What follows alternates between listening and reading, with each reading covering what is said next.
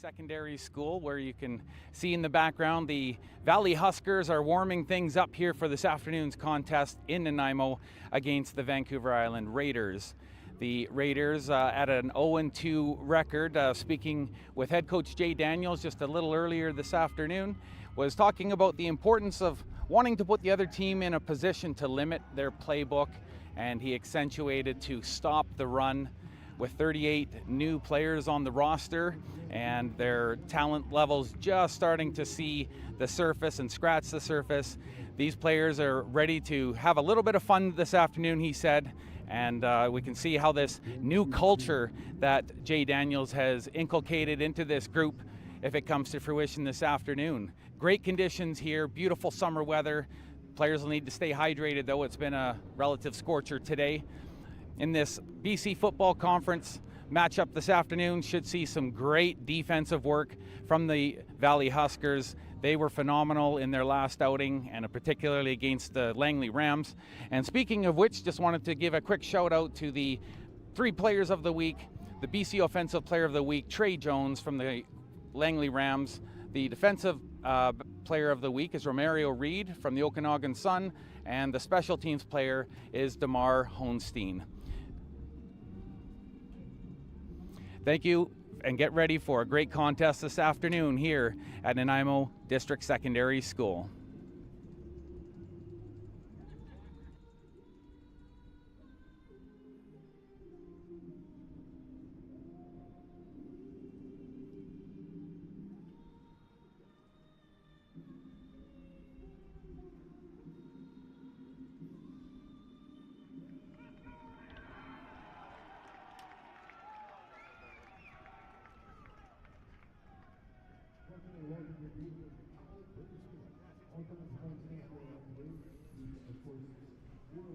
So we're one of 3 games this afternoon in the BC Football Conference, and the VI Raiders ready to take on the Valley Huskers here. We've got, just a moment ago I did have the scores up, but there is a game in progress that's in Prince George, and that one right now being led 14-0 by the West Shore Rebels over someone that's trying to gain ground here on the same said VI Raiders, and that is the 7th place Kodiaks. You can get a good look there at the Valley Huskers in their away white, their predominant home green, very prominent in their home uniform, and they certainly represented them well in their last outing with a very strong defensive effort, and their size up the middle is very impressive, and that will definitely be something that the Raiders will have to overcome this afternoon. But lots to talk about here. This headed to the coin toss here to see which way this football will begin sailing and into which end. What a beautiful day for football here on Wakasai Avenue in Nanaimo, BC at the Nanaimo District Secondary School field. And having been on quite a few of the surfaces in Nanaimo, I would say that this is easily the best place to play any kind of sport, and particularly football. It's a great field for that.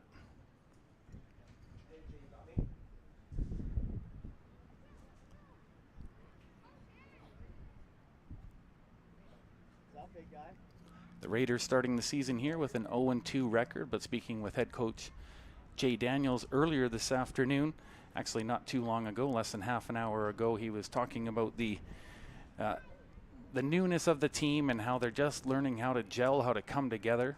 And really that is something that just takes time. He said the team is looking for something to hang their hat on, and that would certainly be an outstanding point to follow here in this contest this afternoon, to see if there's any outstanding features and qualities that these young men, there's 38 of them now that are first-timers in this program, and as he mentioned, he's just looking to try and find a way to have these players gel and to find that identity, and maybe we'll get to see what that is today. And the coin toss has been decided, and it's being recorded out at center field, which means the fans are ready to get excited and charged into this one. And I can tell you that the visiting Valley Huskers are very much ramped up for this one, and they've got some fans traveling here with them from the Valley, from Chilliwack today. Established back in 1999 in Chilliwack, the Valley Huskers. Some very, very sizable individuals on the roster. And one of them, of course, being George Okori, from the defensive lineman from Nigeria. 6'3", 223 pounds. And then you look at Caden McFadden, 6'3", 300 pounds. And that's just a very impressive stat. And it's going to be something difficult for the Valley Huskers to stop today, as the VI Raiders getting ready to receive this one here.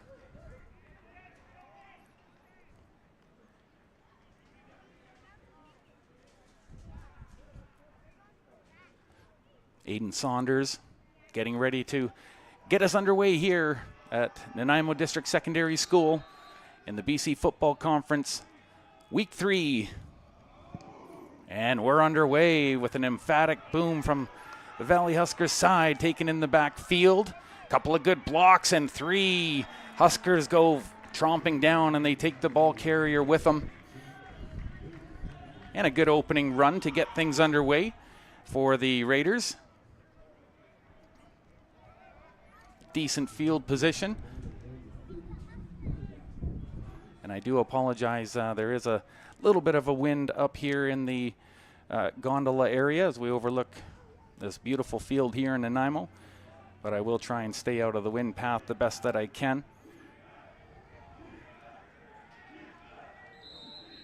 Raiders going to work on their own 32. Ben Chomaluk has a look, a quick side out. It's brought in on the far side, getting a couple extra yards maybe as he's brought down by 1, 2, and then 3 Valley Huskers. And emerging from the pile with the ball, that's Morgan Crisp, and he had a very strong outing, the Comox Valley native.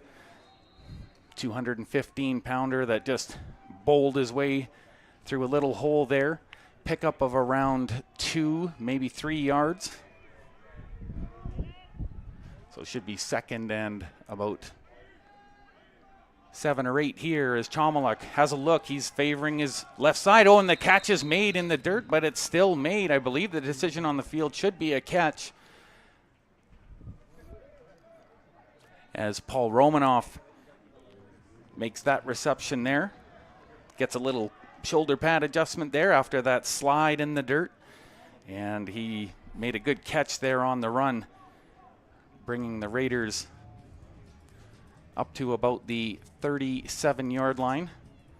So they're going to have to send this one away as the punter gives direction, making sure that they've got the proper personnel on the field. One heads off, snap is high, there's a flag on the play, and it's kicked away, but it's kind of wobbly and bounces near the center line.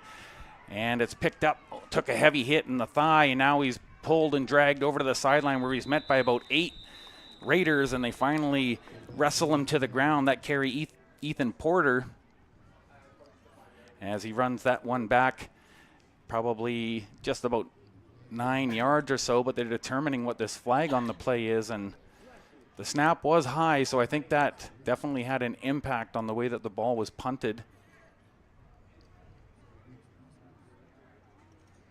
And the Raiders bringing out their defensive unit now. And I'll tell you, oh, wait a minute, we'll wait for a moment here.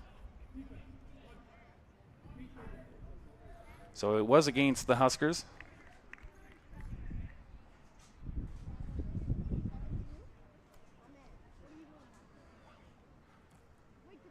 So the ball now around the 43 for the Raiders, as they'll redo this punt and probably get a better opportunity to move it further downfield. The snap is a little bit lower, and now he gets away a good high punt. And this time it will land about the 50. Oh, and it's fumbled there, and now with the same target once again, Ethan Porter. He did lose it momentarily, but I'm sure that he recovered it in time. And it was fortunate for him, because I think he would have been deemed to have had control of the football initially on the catch.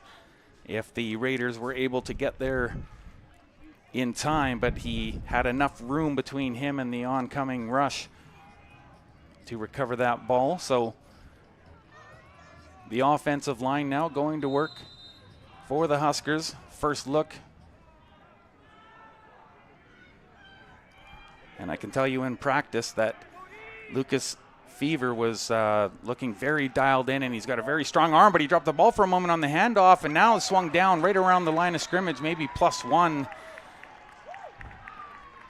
As I believe that was Tyron Duval with the ball carry. And scary moments here as there's a couple of drop balls here by the Huskers, and that might be a fortuitous sign for the Raiders.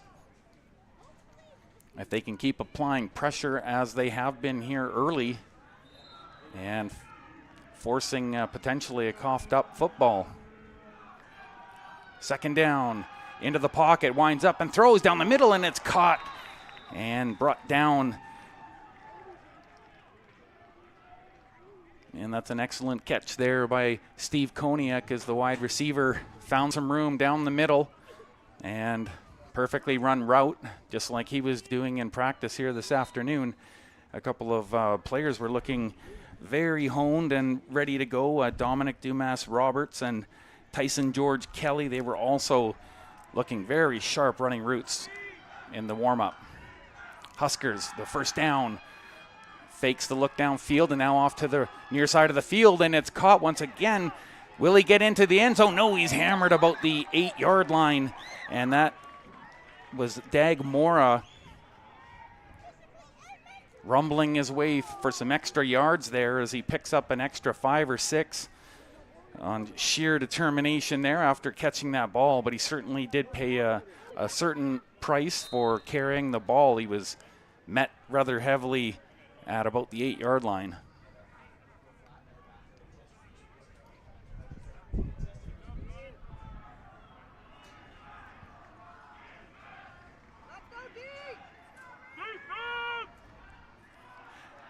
Looking at the play action into the end zone, up it goes, and it's too high and just about intercepted there over on the near side, very close, and good man-to-man coverage, and the intended target was TJ Robertson as that ball went sailing high, probably a couple of good feet over his head, and some good defensive work on the back end by Jake Smith, the local product, 6 foot, 190-pounder. And thank you again for joining us here on the BC Football Conference TV as well as TELUS Optic. Channel 1981, play underway, trying to scramble to the outside, and he's brought down probably around the 3 or 4 yard line. And just a good low tackle, making sure that his feet had nothing to touch on the ground and everything to touch on one of the VI Raiders' padded equipment, sending him into the dirt. And this is getting closer to decision time now as we're awaiting where the ball is placed. But as I mentioned, it looked like it was right around the 8 yard line.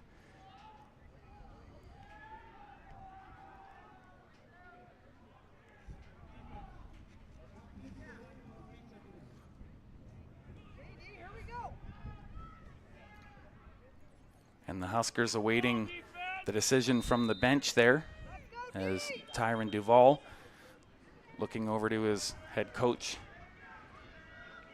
Mr. Reist, for direction, Bob Reist.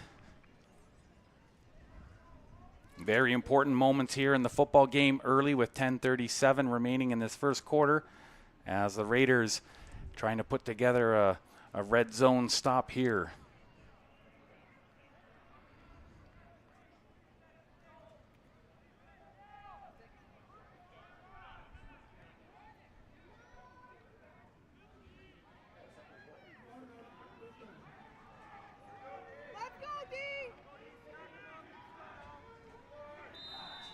Second and goal. Lucas Fever dragged down at the line of scrimmage, maybe +1, but he got sacked there, and that was some good timing and work there by the defensive line as they make a goal line stand here early in this contest. And it's going to changed the complexion here. You can see just met by 3 players, 3 Raiders indeed. And Jacob Lazowski, he was in there on the tackle, same as George Okori.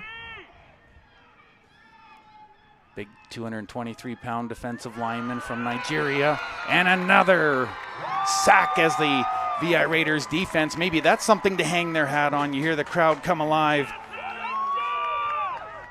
Good work by Jacob Gilman, and he was such a force just 2 weeks ago. And even though the scoreline wouldn't even hint at individual game heroes like that, I thought that Gilman had a whale of a game. And actually, an interesting side note, after the game, I heard some of the players from the West Shore Rebels talking about that number 6. He's crazy, and he just made another big stop as they try and shove it in over the line, and they are indicating the Huskers do have a touchdown as they take it in just over the line. And that's a touchdown for TJ Robertson. And I'm not sure if there's a flag on the play. Yes, there is one on the field. So this one, they're going to have a look at it. But for now, it is a 6-0 lead for the Valley Huskers. But we'll wait and see if the flag has anything to say about that.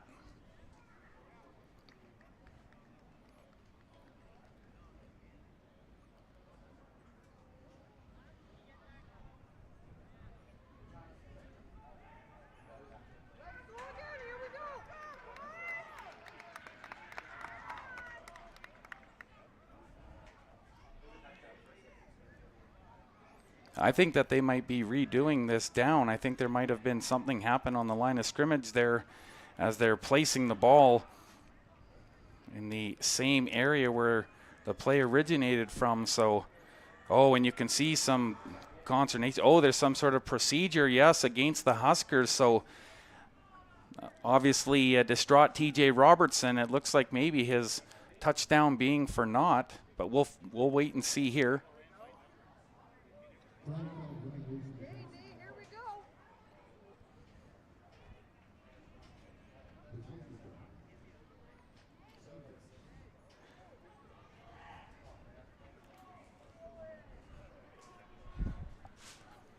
On the sidelines there, that was the VP, Drew Saunders. He was unsure of the call himself. A lot of confusion there on the field as the Huskers now, they assess that 5-yard penalty, so they're just outside the 11 here as they'll have to try and crack this one again.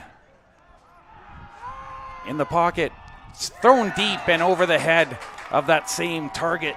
And TJ Robertson now really wishing that that flag wouldn't have been thrown on the field after a great catch in the end zone, but now we are back at zeros.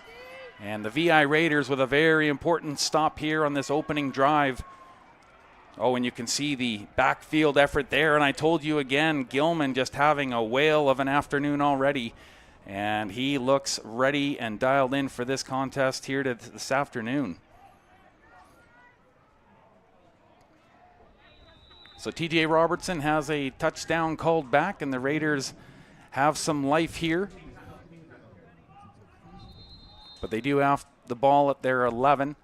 So some serious yardage to work downfield now.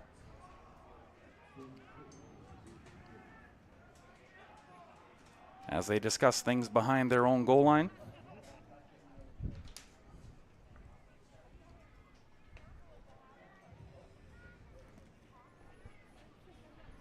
Again, a big defensive play there by Gilman as he's made 2 incredible plays defensively here early on, and for good reason. The West Shore Rebels players were talking about him post-game. It may have been a 62-0 opening day game here at NDSS, but he certainly left a mark on their offensive line, and it looks like he's doing the same here this afternoon, helping negate an early touchdown attempt by the Huskers.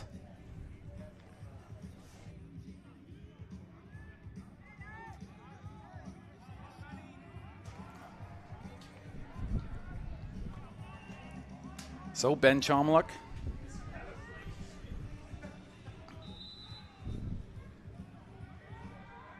Has receivers at wide ends of the field, but he hands off in the back field, fighting to gain maybe an extra 2 or 3 yards. At a good run there. And that was Favor Analik, the Winnipeg, Manitoba product, grabbing a couple few yards out of that run and did well after the initial contact to make a couple extra.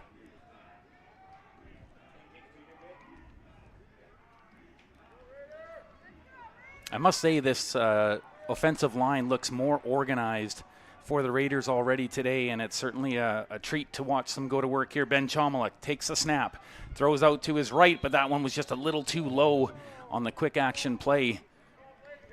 And the intended target on the play was Riker Sansbury, also a local receiver here in his second year. Nanaimo product. 6'3", he's got good height, and most receivers, they need that in those aerial battles for the ball. But they're going to bring about their defensive line here for this third down situation. Change up of personnel.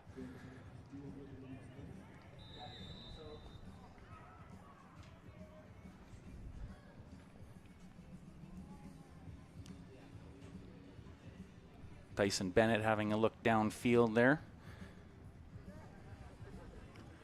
And Riker Sansbury now ready to get right back into the play, but has to find it in the dirt. It rolled around on him, and now he's going to take the safety, but he does take a hit after he puts the knee down. But it wasn't a super substantial hit, and a good job by the Huskers to capitalize on that little miscue there for the play, but it's just a good job to make sure he recovered that. Sansbury had to look around a little bit to find that ball as it was hiked a bit low.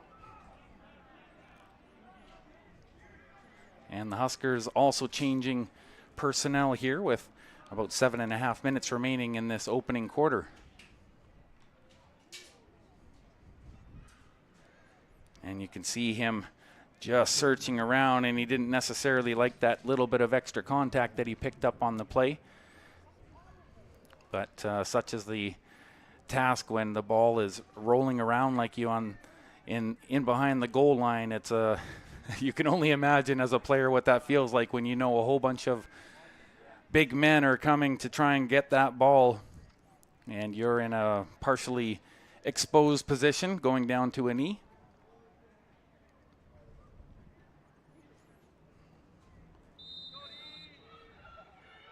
From the 35, the Huskers going back to work. Fever with a quick ball, and that one was thrown into the ground and unable to pick that one up. The Huskers will move to second down here with Steve Koniak. He had a good play there on the opening drive, but that ball was a little too difficult for him to pick up. Good look at a couple of VI Raiders. Okori and Robbins. Robbins out of North Battleford, Saskatchewan, 240 pounds. Play underway as it's thrown. A reception there. Probably a good 15-yard pickup as that one's brought in by Peyton Lake. The wide receiver found some room, and the ball was delivered quickly and quite accurately there. Immediately met. And a wrap up there by Jake Smith. But they definitely moved the chains on that play. Once again, first down here at around the 48-yard line. Ball snapped. He's got one headed down the near side. He elects for the short pass, and he makes it. I think that's a completion, but it's hard to say. There's a couple of players indicating that it might not have been, but Koniak was the target. And it looked like yes, indeed, it looked like he caught the ball. There were a couple of Raiders that thought that it was an incomplete ball, and that's just a testament to the difficulty of the catch. As Koniak goes and grabs a sip of water, and a well-earned one at that, he moves it to center field. That's where the Huskers are now. 5 yards back, goes for the handoff there. Works his way up about 5 yards, maybe just about 6 there to the 55. And another good carry in the backfield.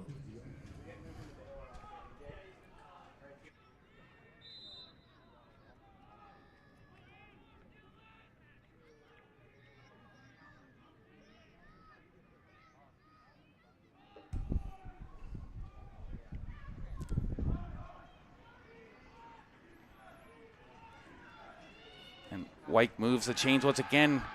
Fake handoff, rolling to the outside. Ball was through and is still caught downfield. And a great catch as it went through 2 pairs of hands and lands into Peyton Lakes. And Lake is quickly establishing himself as a desired target here. But it was very interesting how once that ball was released by Fever that it almost, yes, it did look like it was initially going to be caught closer upfield, but perfectly caught by Lake. And that was just a beautifully masked play, and I don't know if that was how it was supposed to read, but it had everybody kind of guessing the same way I was from up here.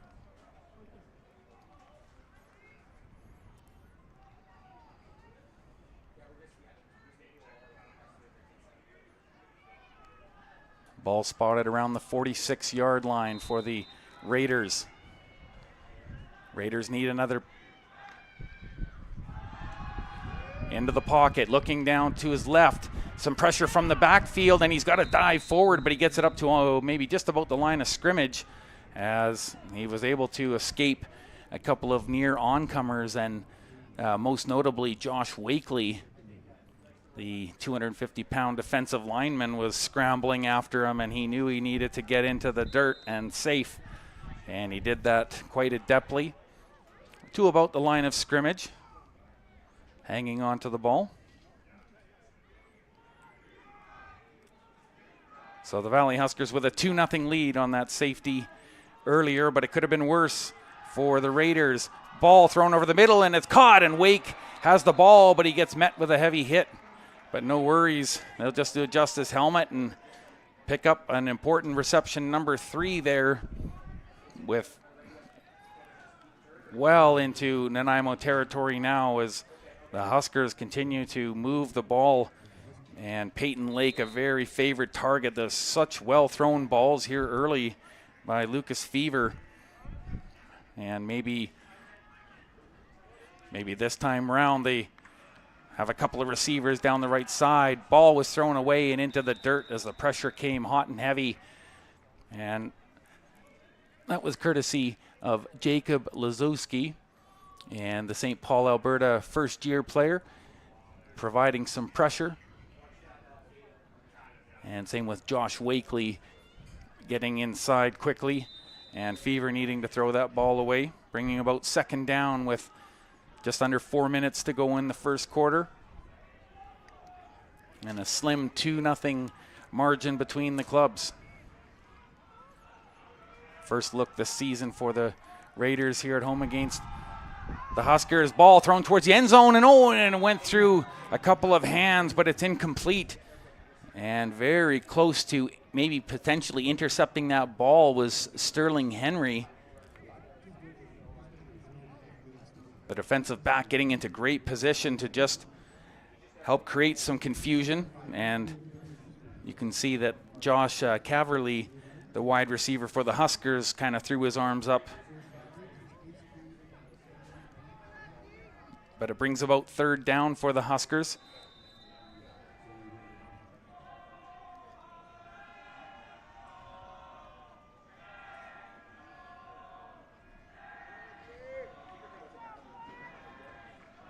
Ball around the 17-yard line here of the VI Raiders, but the attempt here coming from the backside.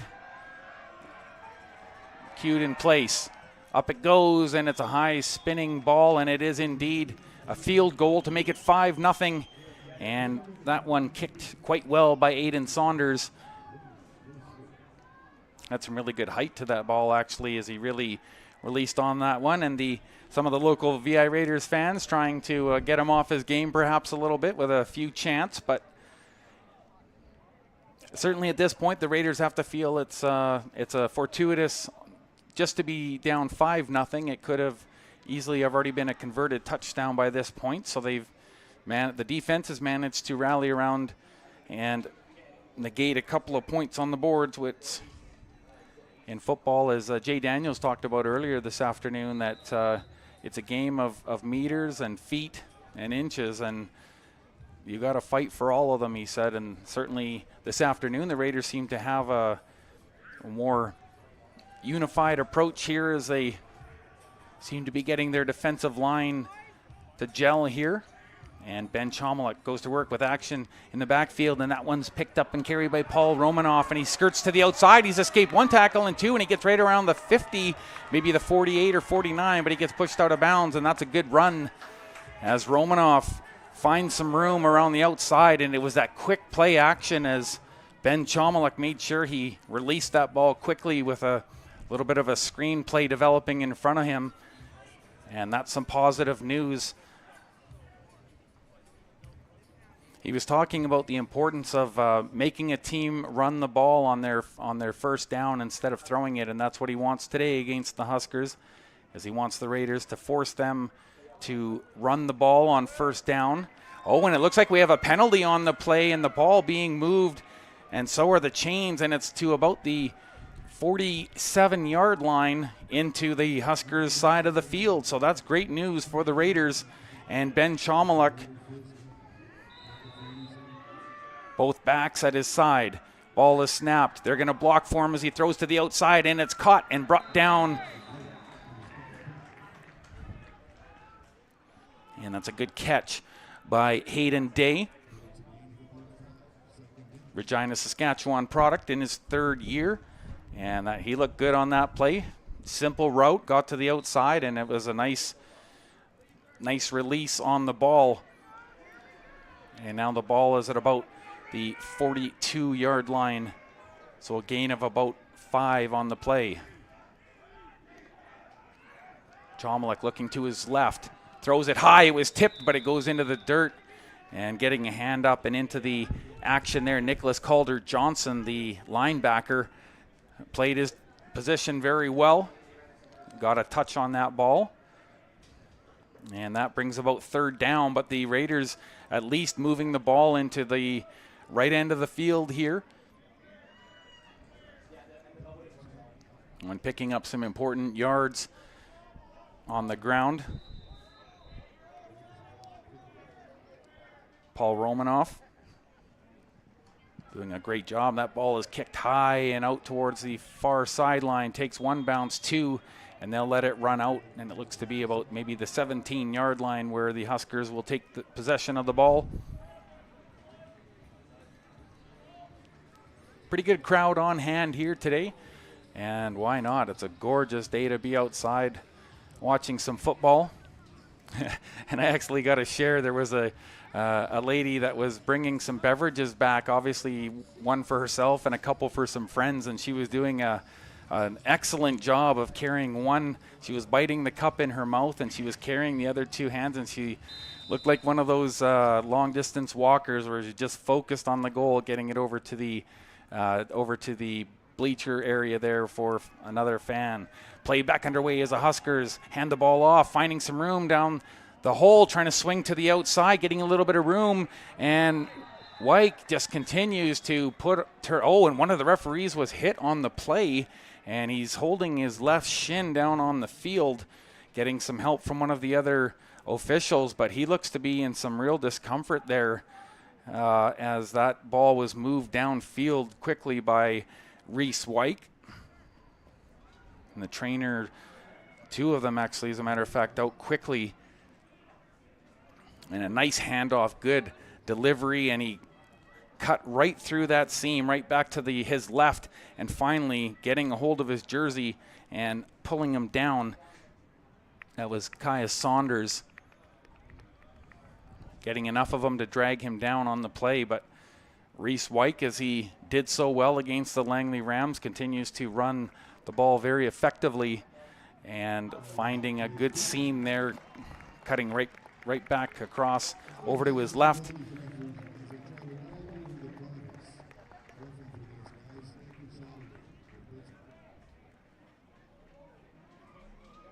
And the ball being placed at the 34-yard line.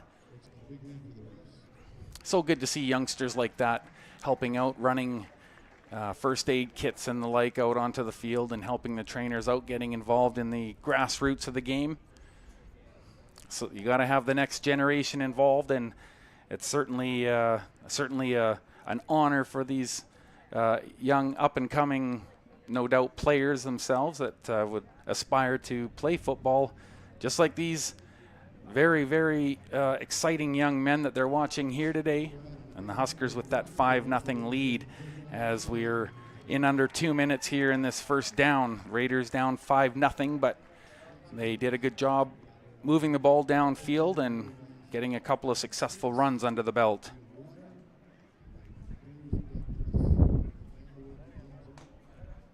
And the referee able to basically dust himself off there, but he certainly looked to be in a lot of discomfort initially.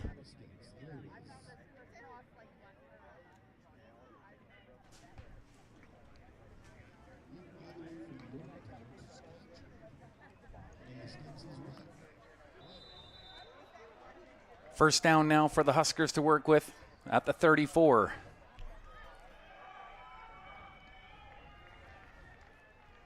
Lucas Fever, hands off once again. And you know who it is as he gets pulled down maybe around the 39-yard line. That's Reese Wyke. Another solid run, and he's just such a well-built young man. You can tell when he has that ball that those legs are just churning and powering him through, finding that path that he wants. Seems to really enjoy that left side. And the first one in on that tackle was George Okori. Got his right arm on his outside shoulder and helped drag him down. Second down, thrown downfield, turn, finding the ball, and it's a complete catch. And once again, T.J. Robertson, I believe, was the target as he gets hit immediately, but he did well to find that ball as he turned around on that route. And again, Jay Daniels was talking about that rocket arm that this quarterback possesses, and that was on display there as he finds his target. Robertson very involved in the offense here today, same with Peyton Lake. A couple of favorite targets. Once again, handed off up through the middle, and Wyke, maybe a gain of about 5 or so on the play as he rumbles down around the 45 of the Raiders. But as Jay Daniels mentioned, that they want to force the other team to run that ball on the first down and try and take away that aerial threat. Says he wants to play the game in the trenches, and that's exactly the format that the Raiders are in right now. Last play of the quarter here. Ball is snapped. He's going to carry himself. Fever, he's brought down right about the line of scrimmage as he runs into a big dog pile and charges over top. And emerging from the pile there, you saw Nicholas Schenk, and the Moose Jaw, Saskatchewan first-year product was very effective here 2 weeks ago, and the home crowd seemed to have him fire up. And it looked like one of the Huskers was that's Raiden Sanderson that looked like he was on the tough side of a hit there at the line of scrimmage. Maybe he was on the bottom of that pile there actually as Fever just dove through, didn't really have any more real estate with which to work.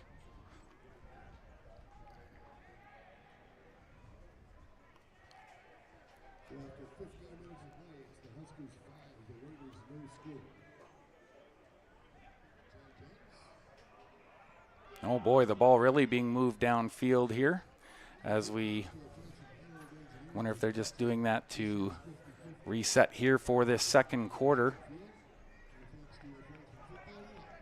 But it's been placed around the 43 of the Huskers.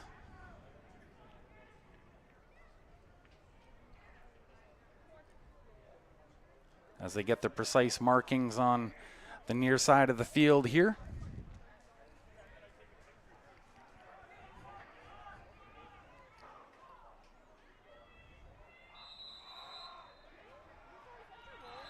Last second addition here by the Raiders, sprinting out onto the field. Declan Robbins got out just in time, but they did whistle the play down. I'm not sure why the pause in play, but there's definitely something upcoming here.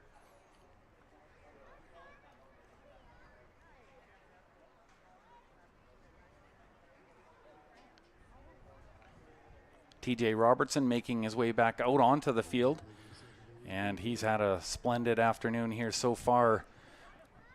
25% of the way through this one. At the 43, and the Huskers now. Tight formation up on the line. Some movement now. As they pause, they're trying to draw an offside call here. They charge forward, trying to get the quarterback sneak in, but did they make it? I saw a couple of Raiders pointing downfield, and now the Huskers trying to do the same. Robertson in there trying to sway the decision, and they are getting it. It is done, and a couple of upset Raiders there with that call, as it was a very, very close call. But it makes it just far enough. That looks like it was a game of inches as we begin this second quarter here in the first half. And the Huskers with an important ball movement here, and they're going to extend this drive starting at around the 42 for the Islanders. Or pardon me, for the VI Raiders as they get ready to snap this ball. Two in motion on the right side, swung out along the line of scrimmage. Grabbed around the waist, but diving forward and finding a little bit of room. Steve Koniak once again. He's found that pass and some good yards after the catch. Little stutter step to the outside. Maybe got him an extra 2 or 3 yards before he was dragged down.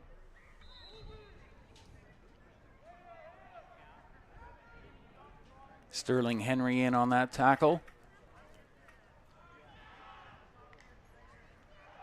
Play underway, looking downfield, some pressure, and he's brought down around the 47-yard line, and a great job. And those two have just been electric today. George O'Corey teaming up there with Adam Woodward, and the defensive lineman from Bath, England, gets in on that big tackle, and the Raiders doing a great job making sure that they stifle this momentum here and force this third down situation. Very important after that first down just being awarded to the Huskers. Ball punted away down near the 20, bounces around the 17, maybe 16-yard line, and there is a flag on the play though, right at center field. So we're going to have to see what this one is.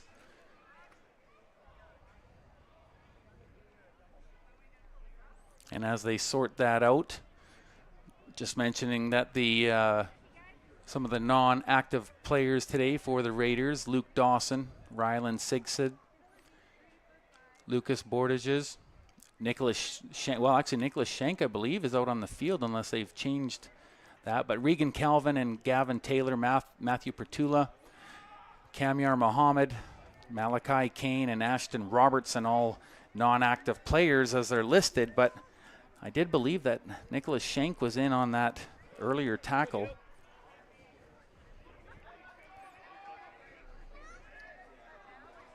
So the penalty definitely against the Raiders, and that's a costly one as it sends them deep into their own territory, and it's kind of shades of the West Shore Rebels game 2 weeks ago where for several plays of the drive, the Raiders' Ben Chomiluk had to contend with that deep field position and that overhanging goal post and that shadow right near him. So lots of things can go sideways here when you're deep, but they're going to work with it anyways. Handoff, and that's a good play charging downfield, gaining yards, and another great play.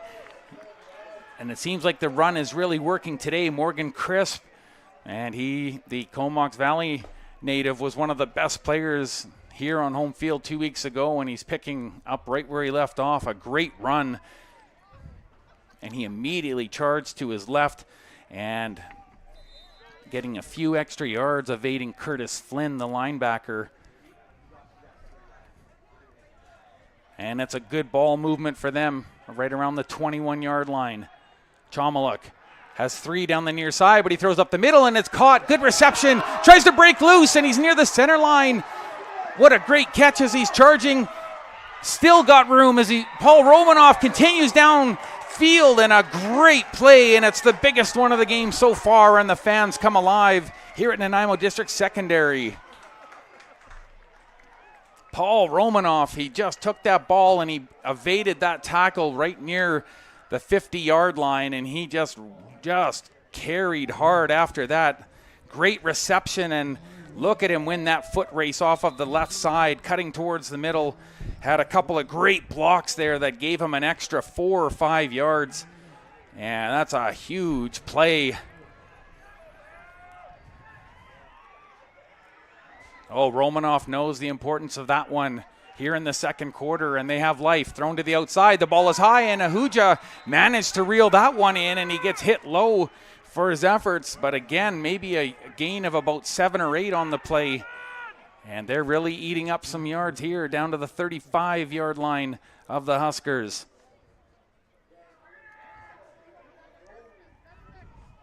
Ben Chomaluk going over the play here. Marcus Crisp right in there. Oh, Ahuja did well to get up high. And Aiden Harker there in on the tackle. Make sure he didn't get anything else, but it's a big play. Second down, handoff. Tries to work it through the middle once again. Morgan Crisp, and he's met by 3, now 4 Huskers and brought down, but he did well to stay upright. And now there's a little bit of extra action on the field as he received a little bit of extra attention there. And it looks like this momentum here of the Raiders has the Huskers a little bit hot under the collar. Chase Lewins mixing it up there a little bit with Spencer Newlands, and that's you don't see that too often. And of course, as I mentioned, 5 feet 10 inches, 245 pounds, one of a number of Moose Jaw, Saskatchewan offensive linemen here for the Raiders. Best field position here so far at home. Handoff is made. Crisp taking that ball, working his way through. The ball is fumbled, and it looks like the Huskers recovered.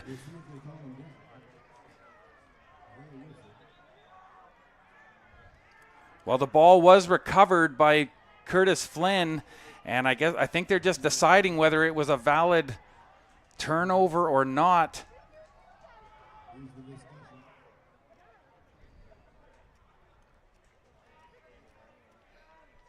You saw Curtis Flynn was the first one flying in there, and it was actually, oh no, and it is still a Raiders ball. Oh boy, this one's got all the drama you can shake a stick at. 5-0 lead held by the Huskers, but it's in jeopardy right now, and you can tell there's some disbelief from the Valley Huskers bench as the fans continue to applaud that most recent decision that favors the Raiders, keeps this drive going, and it's a first down with great field position here now as they're getting into striking territory around the 30-yard line.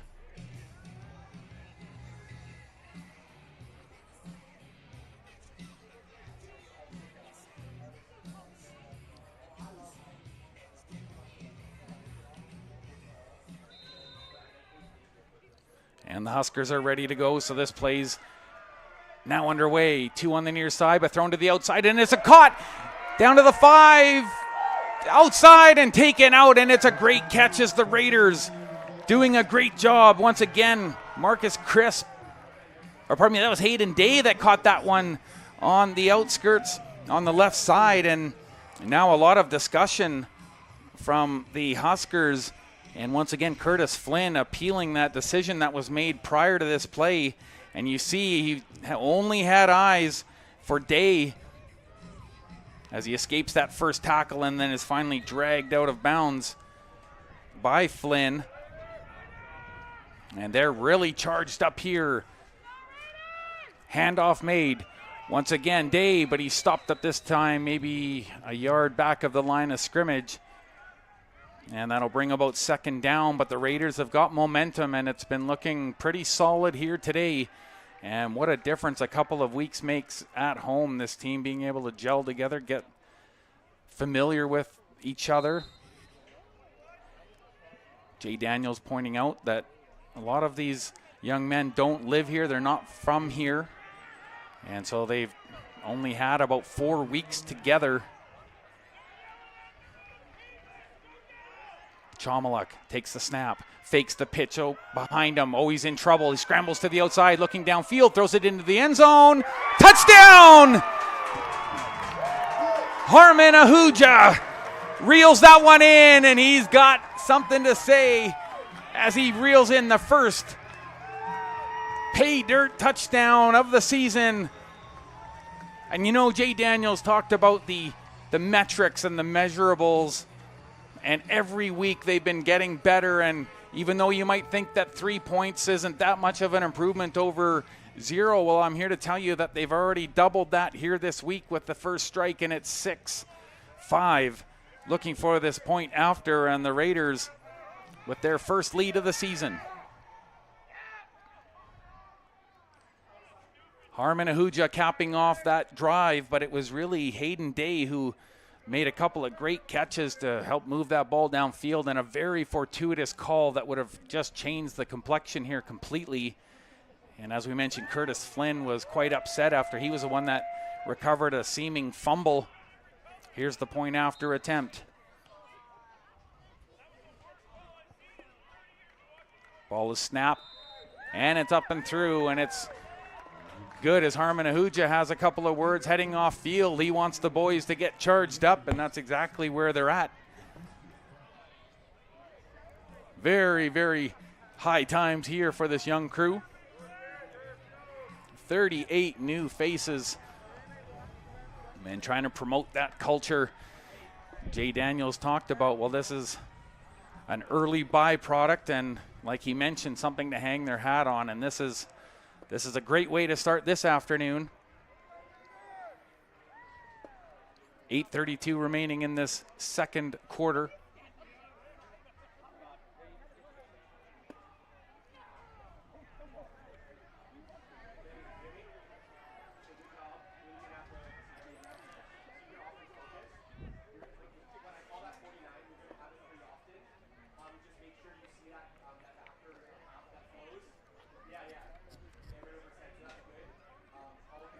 Not sure if my football friends out there have Facebook, but if you do, you can find myself at Lorenzo Jensen, and that's LarenzoJensen.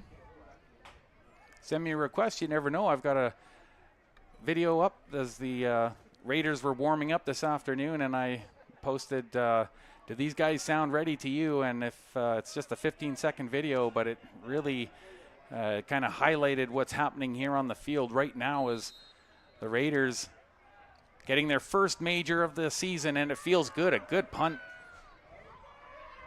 And that's collected in the backfield by Ethan Porter. Porter finds some room down the near side, but he's caught from the back. Now they finally drag him down around the 53-yard line.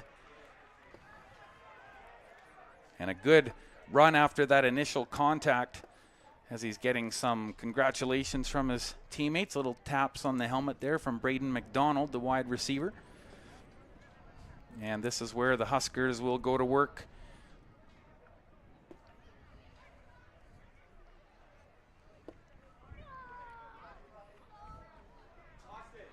Just want to send a shout out to the Roll Focus crew this afternoon. Morgan and Nikki, Yarrow, Orlando.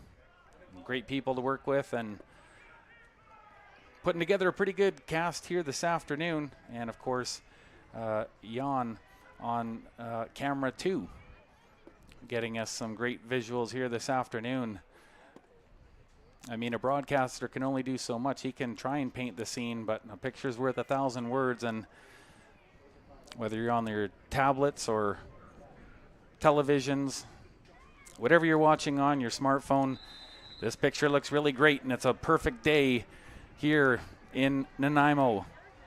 Huskers deep in the pocket, looking downfield, throws it up the middle, wide open, and that ball's caught right around the 25-yard line, and a couple extra yards on the play after the catch. But Peyton Lake, a very favored target here today, and the Huskers answering the momentum right back with a big catch.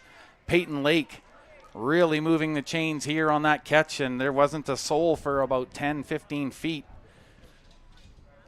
Well thrown ball, and again, Jay Daniels talking about that cannon that Lucas Fever possesses. And the other backup quarterback, TJ Robertson, I notice he has a different delivery style, and he really likes those hard bullet passes. Not much of an angle on them, but a little bit different than Fever. He likes to get it aired up a little bit.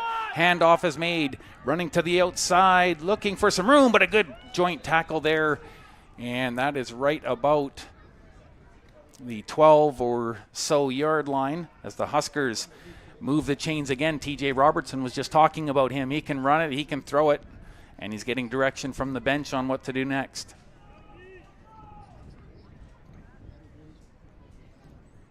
Another good catch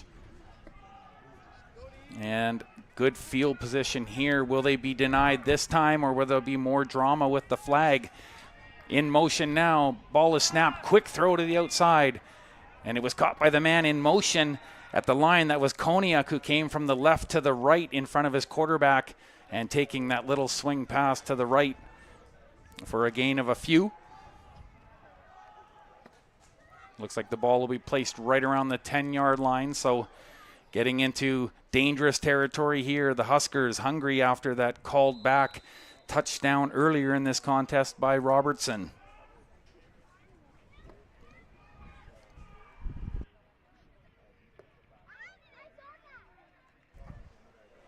Ball in play, hands off, running through, and it's a touchdown. Reese Wyke found that hole, and as I mentioned before, when he has a head of steam, he's a hard man to track, and he really found the perfect hole there on that play as he took that handoff and went just slightly to his right, driving the ball in over the goal line. But the officials talking things over here. Look at that cut to the inside. He really changed direction very quickly as he hit about the 7-yard line. Very quick change in direction. But the ball being placed again on the 10-yard line, and it looks like it might have been offsetting calls. So it might be just the down over again. And once again, the Raiders dodging a bullet now, as it looks like they're going to have to try for just the field goal, and it looks like it's through.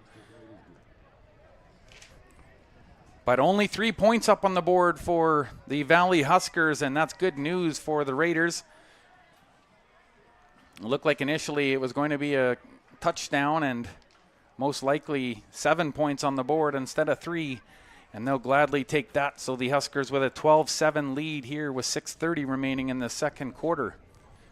And lots of storylines here already today, but flags and calls coming back to haunt the Huskers a little bit here in this first half. And the person probably most affected was TJ Robertson with that touchdown called back. Good view of some of the fans, as I mentioned. Just a fantastic day for football.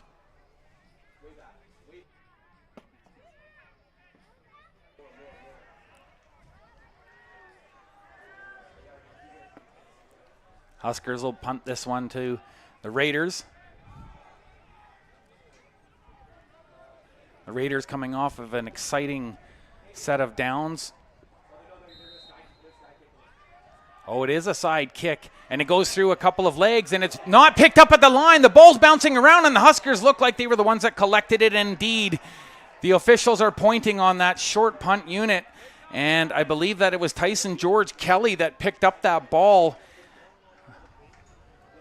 Onside kick, and I forget what the percentage is. It's a very low percentage that they actually are able to recover the football, but in this case, the Huskers, that ball squirted in between a couple of black socks and pants, and unfortunately, the Huskers were able to find it. Tyson George Kelly, the wide receiver, getting in there and grabbing that ball, and in the process, good field position at the Raiders' 35-yard line.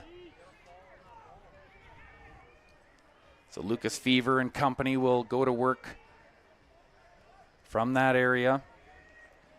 David Coronado on the near side. Ball thrown downfield. There's a flag on the play, and it's a reception by Lake. He still has the ball, and he's not dragged down. Now he is somewhere around the 4-yard line. And there was a flag on the play, though, so we'll have to see which way that one goes, but they're very happy. Oh, and I think that he might have been injured on the play. Robertson went down in a heap. He was up on his feet for a moment, but then he went down, and he's favoring his left knee. Beautifully thrown ball again, just over everyone's head, right into the arms of TJ Robertson. But I think the way that he was finally dragged down, but he's getting some attention now from the trainer.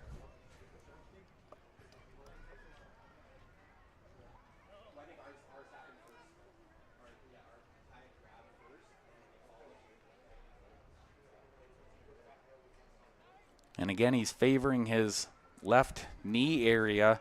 He was upright for a moment and was able to celebrate, but it was an awkward-looking celebration, so that kind of indicated to me. But he looks like he's going to be able to get to his feet now, and he seems to be okay on his own steam, and that's a good sign for the Huskers. They're happy to have him up and mobile.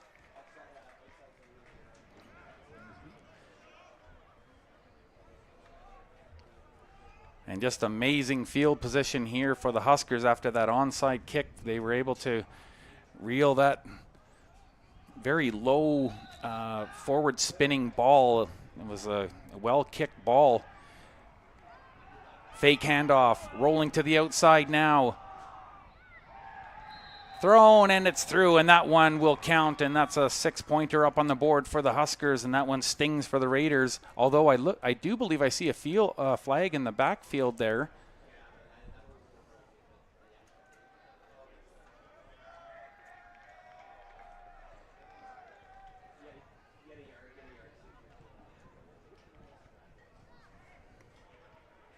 Oh, it is going against the Raiders, so it's a penalty being declined, and it was a pushing off signal there by the referee. So, of course, the Huskers are going to opt to keep the 6 points up on the board. They're going to try for this point after here. Aiden Saunders once again lining things up here. Right kicker puts it almost perfectly through. And that's a full 7 points, bringing him up to 18-7 now. 19-7 for the Valley Huskers. And you've got to give it to Bob Reist for attempting that onside kick. It was just a very fortuitous bounce for the Huskers, and reclaiming that ball has led to this most recent 7 points going up on the board and making the spread 12.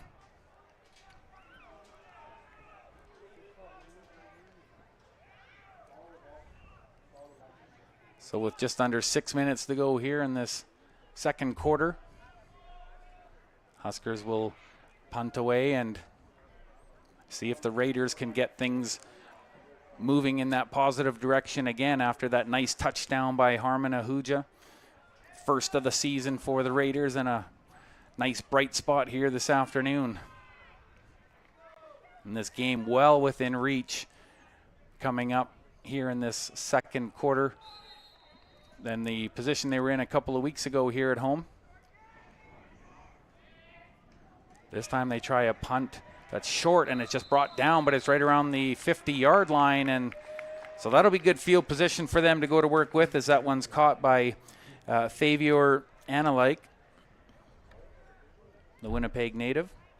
Here in his first year, one of those 38 new faces that Jay Daniels was talking about. A lot of culture needing to be shown and explained, but he talked about the importance of not just having that culture, at practices and games, but also even in their own, personal lives and working towards the goals that they're setting for themselves here as athletes. And it all comes together, and it's certainly been looking good so far this afternoon. Chomiluk has 2 down the left side in motion. Thought about going through the middle. He's just going to take it and run it. He's got a few yards, makes the play through the middle. He escapes 1 tackle and now makes an extra 3 yards after that first point of contact was made by Andy Ofosuhini, the defensive back.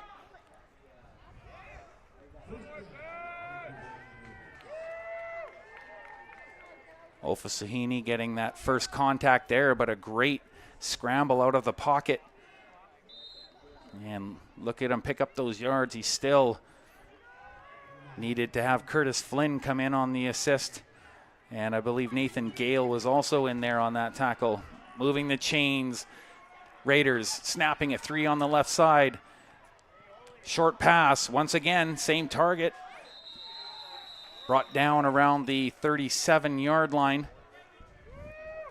Very short throw, but effective, and that was Favier Analike once again. Analike just making himself available, and it did look like initially Hayden Day might be a nice deep target as he was breaking away from his coverage, but they still got the desired result, moving the ball downfield, and right around the 38-yard line they'll snap this one. First down for the Raiders. Ben Chomiluk looking to his left. Now he's going to skirt through. He gets some more yards, and he just bowls his way towards the 32-yard line, and that's a great play as he's just taking what's being given, and he's basically forcing the Huskers to make mistakes or challenge him, which also was a great way to open up your wide receivers. And you saw a good block there on Nathan Gale as Gale was trying to get to him from the inside, and he managed to get past Jonah Siciliano, the defensive lineman, who is not an individual you want to have grabbing you when you've got the football. Quick action to the outside, thrown in, it's caught. And another good quick reception, and this time Hayden Day is the target, and he's having a wonderful afternoon here for the Raiders. And look at that, little bit of glove love there from Paul Romanoff, as Romanoff also had some great runs early, and he's been an important part of the offense that they've been able to string together today. And you think about the caliber of opponent they had here 2 weeks ago in the West Shore Rebels, but how well they're responding. There's this quarterback sneak, driving it through a couple extra yards, and maybe about 4 or 5 on the play, as Ben Chomiluk is really showing he's got some legs, and they're going to move the chains, and it looks like they got the first down.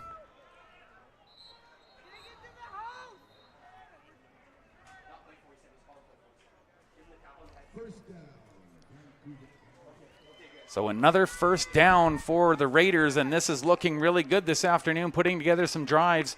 And now they're looking down at a goal line that's not so far away.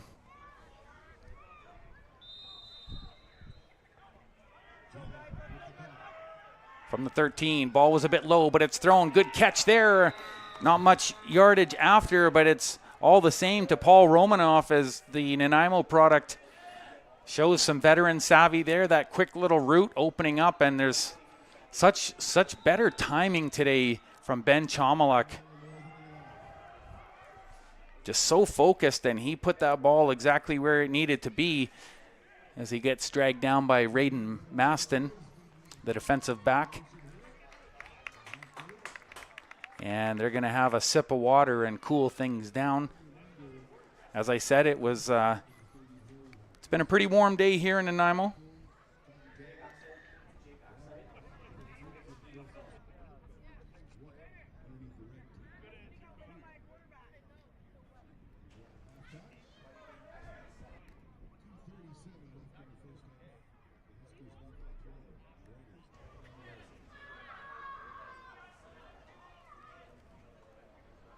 29 degrees here in Nanaimo. That's officially what it is right now.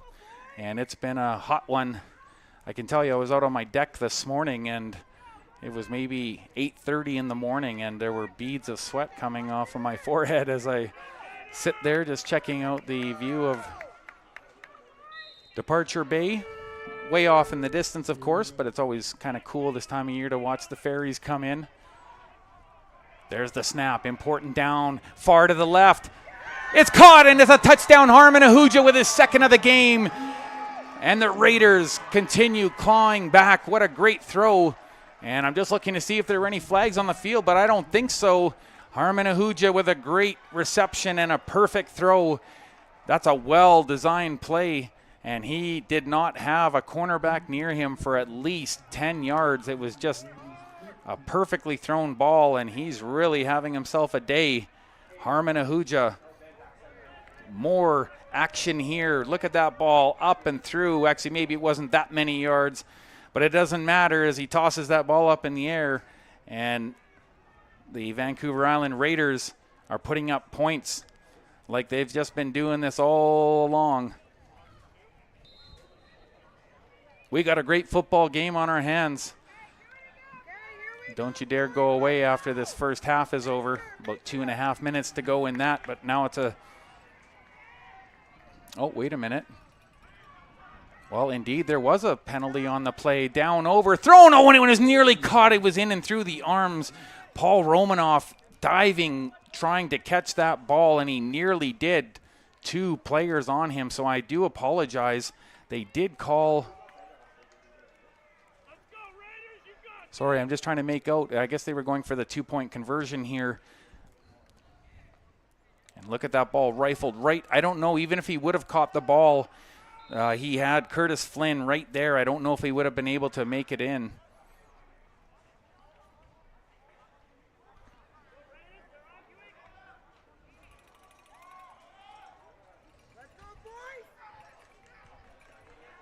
So ball right around the 15, 16-yard line. And it's up and through, and they'll settle for the field goal as Nanaimo takes a bit of a sting from the Harmon Ahuja catch there that looked so incredibly well thrown. And they do get the 3 points here, but bringing them up to 10. Thought they were going to have a little more, but that's okay.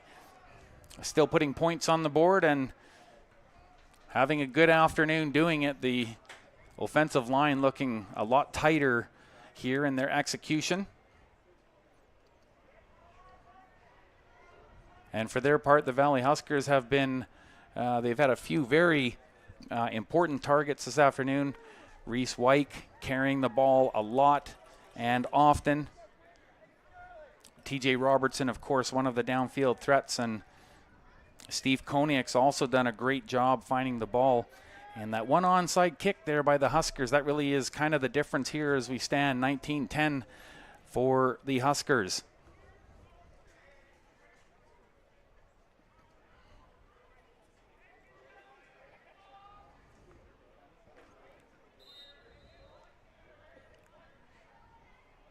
So it looks like Carter Houghton will kick this one away after posting the 3 points up on the board from the field goal.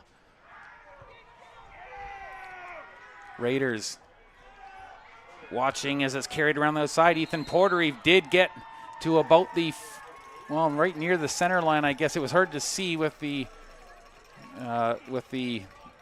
equipment area there in front.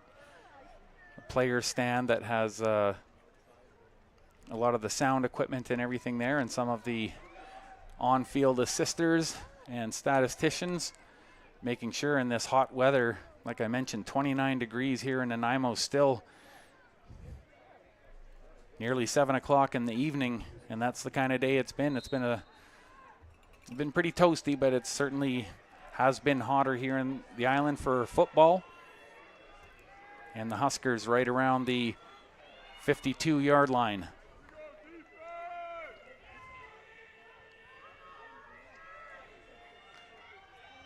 Tyron Duvall in the pocket, throws, and that's incomplete. right around the 54-yard line. That one goes into the dirt.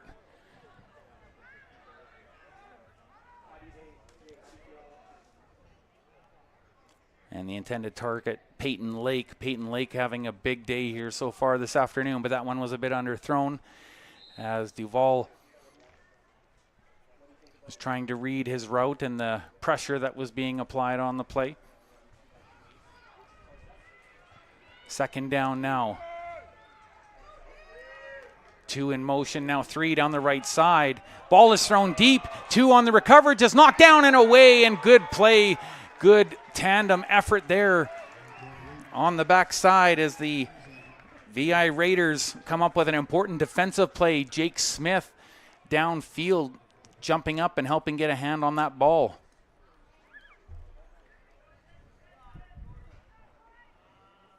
And good double coverage there on the assist from Nathan Halyuk. And as I mentioned, another one of those players from Winnipeg, Manitoba.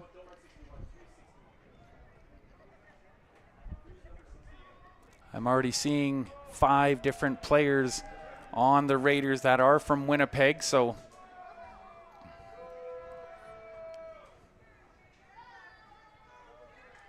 but a penalty on the play, and it is against the Raiders, so that does move the chains, even though it was an incomplete ball.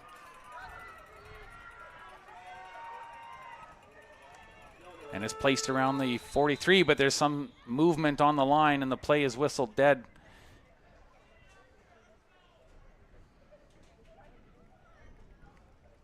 With Tyson George Kelly on the near side, he was the one that was able to reclaim that ball on the onside kick for the Huskers, which is the difference in the score line right now.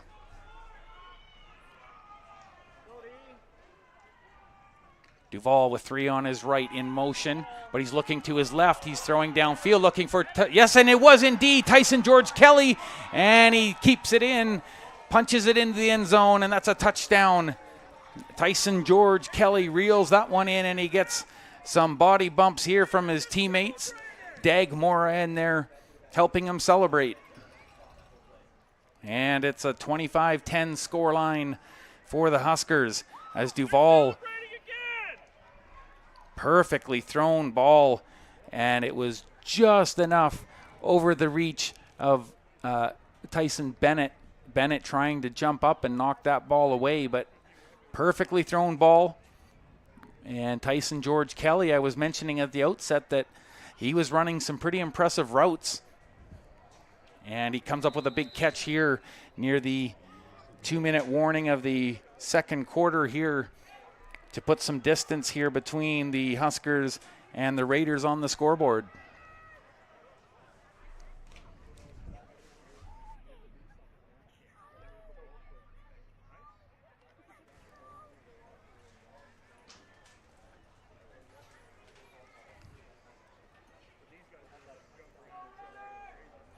But if I'm Jay Daniels coaching this team, I've got a grin on my face.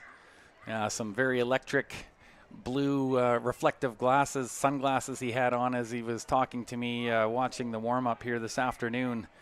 And, you know, he was looking for something for the team to hang their hat on, and I think that they found it here this afternoon, and there's been some great work. Ben Chomaluk hooking up with Harmon Ahuja, and Paul Romanoff has had a great day running the ball, and also Hayden Day getting involved in the offense and catching balls. Raiders on the return. Not much more than where they found the ball.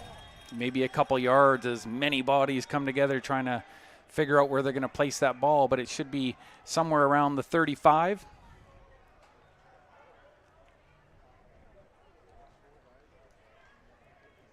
And both teams exchanging units here as the special units come off.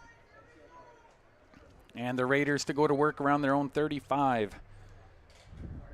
And I'm sure that they would love, with 1:46 remaining in this opening half, to try and put at least some additional points on the board here and keep them within striking distance. But it is a 16-point lead for the Huskers, 26-10 now.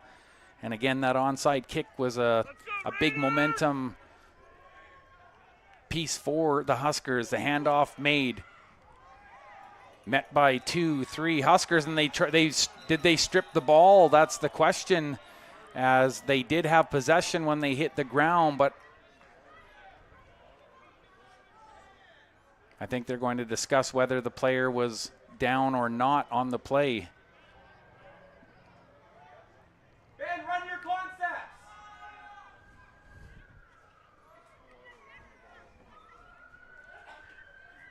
Look there at Andy Ofasahune having a couple of words with the officials at the end of that play. And the ball now up at the 37-yard line for the Raiders. So good position here, better than they thought anyways. And Ben Chomalik on second down throws. It's complete.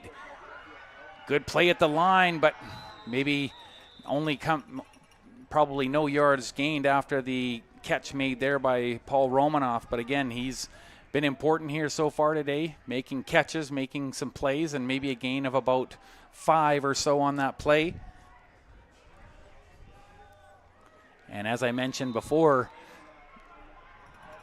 Andy Ofasahune,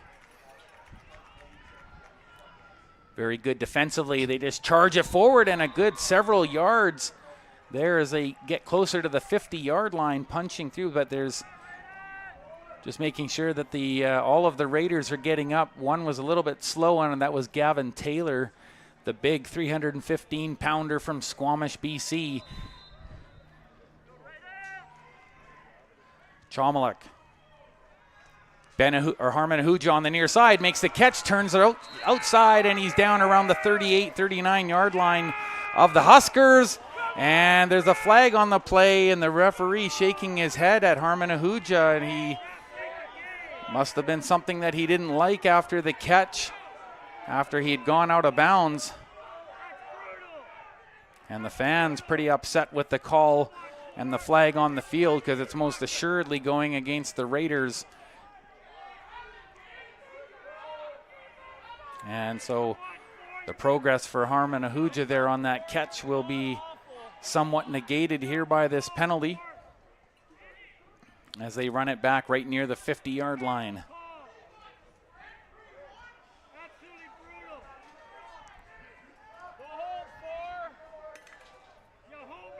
But the near side referee putting his flag away now after that, after he was right there to make that call, after Ahuja reeled that one in and then got a few extra yards being pushed out of bounds. But they've still got 1:08 left to work here in the first half.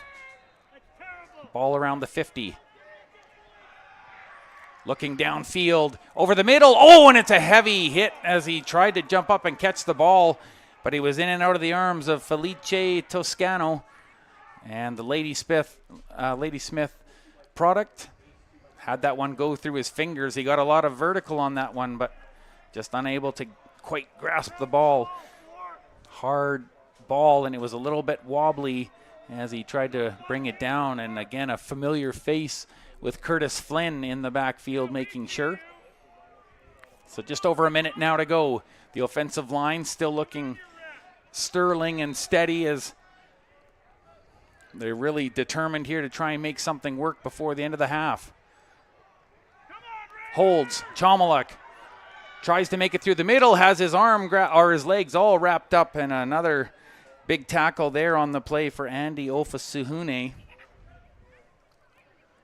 as he got all of Ben Chomalik's legs. But again, Chomalik still moving the chains, gets it to about the 54. So it should be second and about 6 yards here to go for the Raiders. Again, Chomalik just taking what he's been given.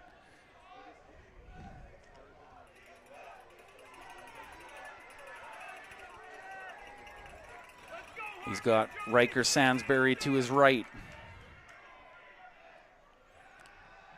Takes the snap, throws high and downfield, but just too far and out of the reach of Hayden Day. Hayden Day making some spectacular catches there in the first quarter, but that one would have probably required a jetpack, as it was just a little too far. But it was a very deep ball, and it's pretty interesting and neat to see how Jay Daniels continuing to try and stretch the defense by employing different weapons.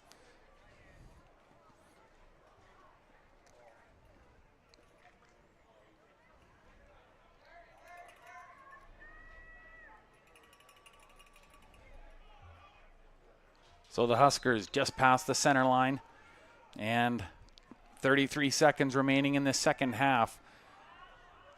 Little side out here on the near side. That's Josh Caverly, and he gets dragged down about the 43. So that does indeed move the chains, and they'll have another first down to work with here. 27 seconds on the clock. Can they piece together some last-minute offense here?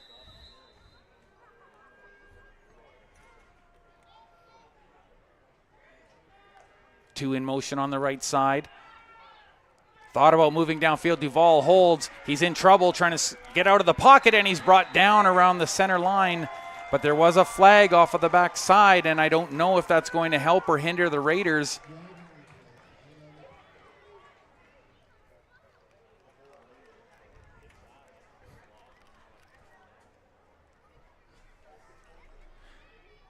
Good glimpse of Josh Wakely there. 6 foot, 250-pound defensive lineman, local product here in his second year. So just 15 seconds on the clock, and the ball spotted at the 54 of the Huskers.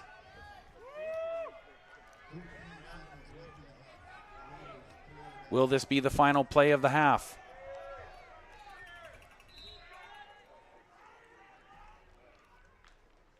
Duvall takes the snap, looks downfield, throws over the middle, and it's caught and wrapped up immediately after catching the ball. But once again, Peyton Lake with another catch, and he's stringing together a bunch of yards here today. And that one good for just over 25 yards. So that's a big catch for him. And it looks like another quick water break here for some of the players. The tackle there being made by Nathan Halyuk. And so only 6 seconds ticked off the clock on that play. So still 9 seconds remaining in this first half.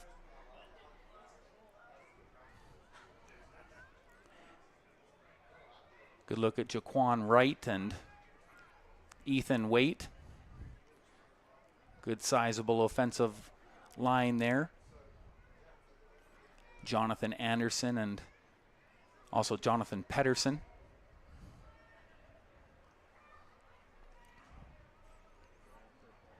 They looked really strong playing against the Langley Rams, and Trey Jones being named the offensive player of the week for week 3, and now they're ready to snap the ball with just 9 seconds to go. Duvall short out, and he's met immediately there after the catch. Reese Wyke turning around to catch that ball, but nothing more than the line of scrimmage. And just 5 seconds to go in this first half, and that's got to be considered a victory here of sorts for the Raiders, stopping them from marching any further downfield, maybe into field goal territory. I mean, anything's possible. There's not much of a wind here today. There is some. It was easterly blowing, but kind of feels like it might be a bit of a southerly wind this afternoon. But again, kind of to be expected as temperatures get hotter. Air movement and downdraft and all of those wonderful physics that make your brain swirl. But when you're on the football field, all that matters is who's got the pigskin. The Raiders have it now, but only 5 seconds to work with. Probably a type of Hail Mary play here. Thrown to the near side, and that's caught. Hayden Day with the reception, and he's brought down at the 50-yard line, and that ought to be the last play of the half. As they get it right to the 50-yard line, Hayden Day with some good catches here this afternoon, and the Raiders should be heading off the field here soon. I'm just waiting to see if that's the official Yes, so indeed, that was the last play of the half, and the Raiders have to be smiling heading into the locker room, even though they're down 16 points here in this contest. They've still mustered a good number of points here on the offense, and Harmon Ahuja getting his first touchdown of the season, and the Raiders heading off the field. They've had a good afternoon so far, and they could have an even better second half. They're looking good here this afternoon. They're gelling, and they're really starting to figure out how to play together here. Great work by Ben Chomaluk and company, and Harmon Ahuja, Paul Romanoff. They've all been great here. Hayden Day. And you saw there that good tackle there, as I mentioned. Jacob Gilman, the Regina, Saskatchewan native, making some big plays here defensively in the first quarter to make sure. There was that crazy catch. Looked like it was in and out of two sets of arms, but brought down, and Peyton Lake having an awesome afternoon here so far. So we're going to step aside here as we have this second half break, and we'll be back with some more action on BC Football Conference and Optic TV. Hope you stay put. We've got some great action here from Nanaimo coming up in the second half.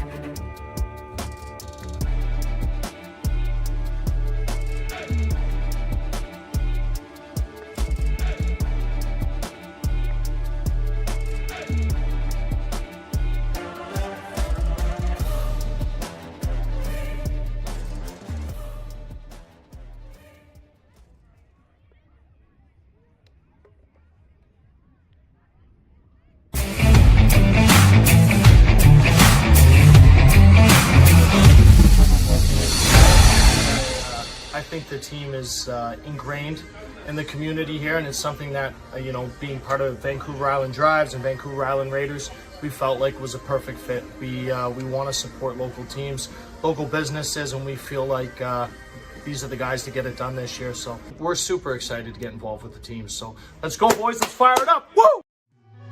Do you want a dealership to tackle the banks and get you the lowest rates possible? I know I do. That's why you gotta visit vidrives.ca today to buy a car the easy way. 3 steps and the car's right at your door.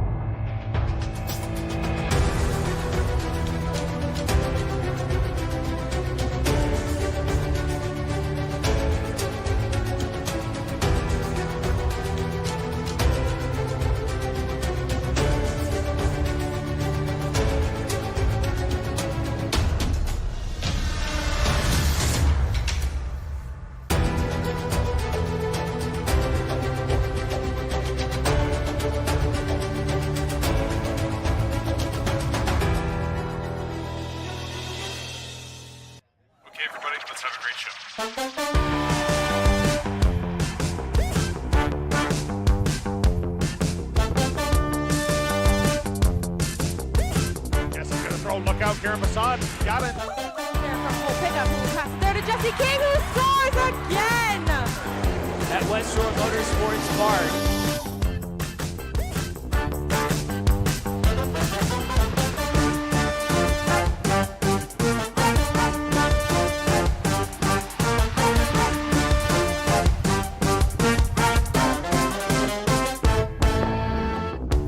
Cross in the box for Parmar, and she's done it!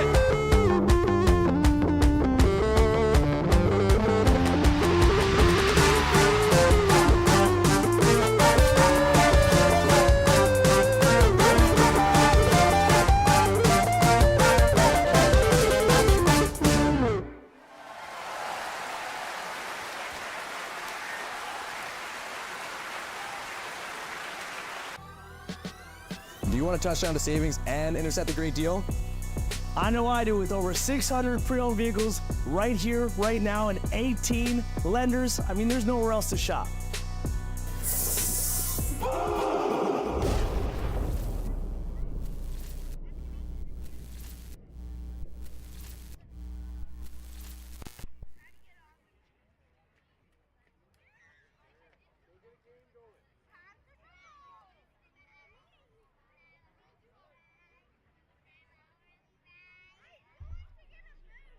Seems to have connection.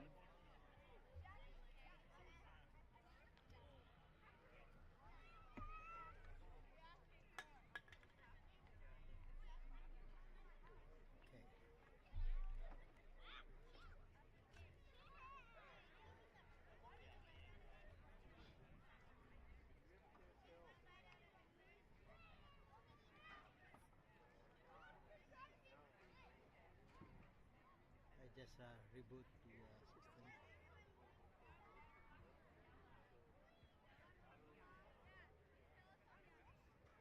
Yeah, it's rebooting first.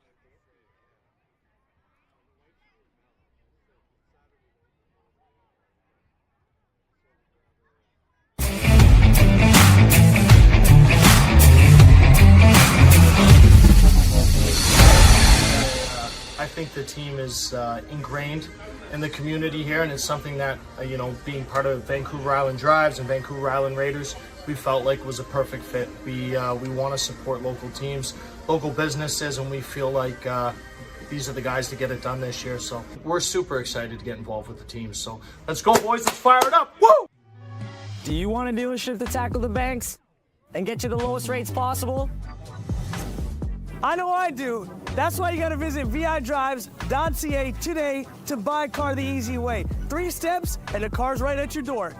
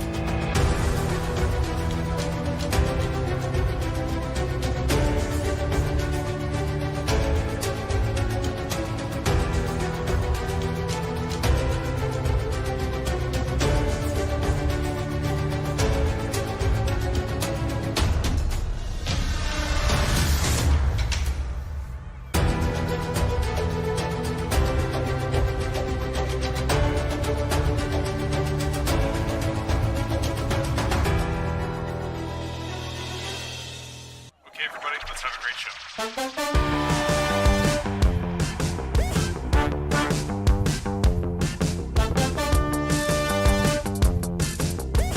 Yes, he's gonna throw. Look out, Karen Masson. Got it. There from full pickup, who passes there to Jesse King, who scores again! At West Shore Motorsports Park.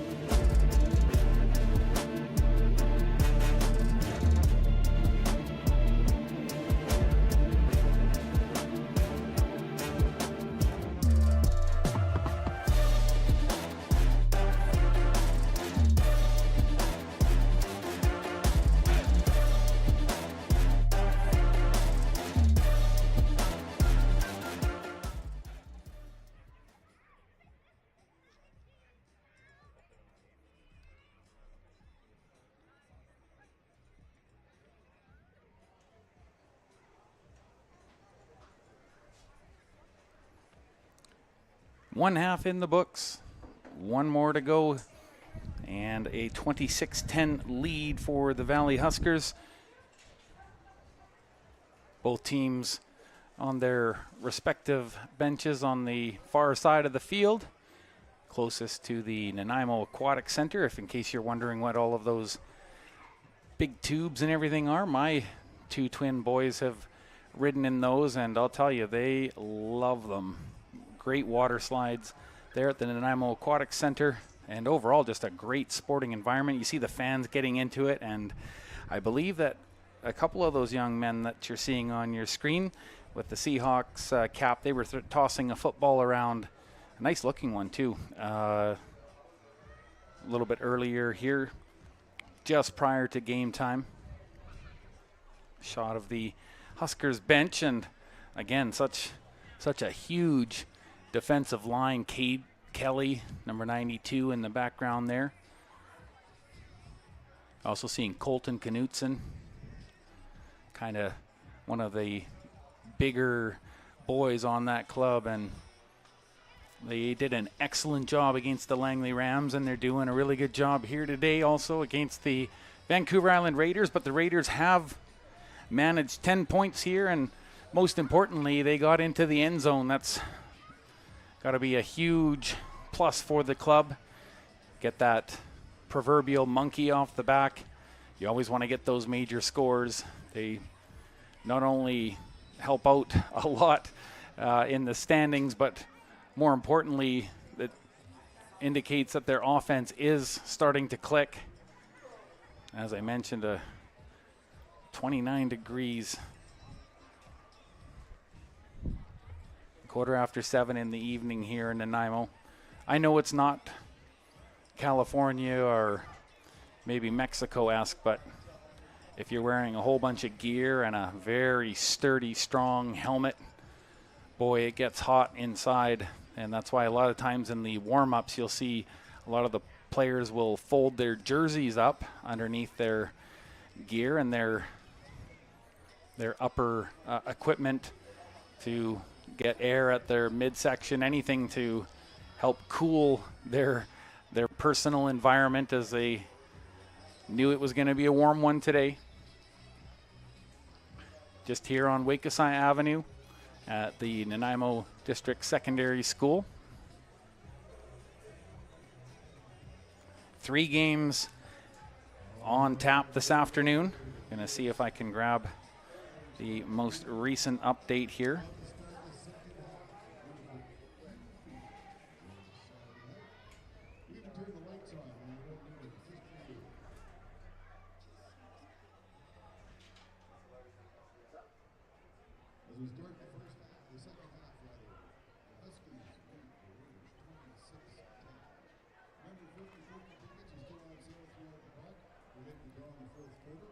So the Rebels really getting carried away there at Massac Place Stadium in Prince George as they down the Kodiaks 49-10.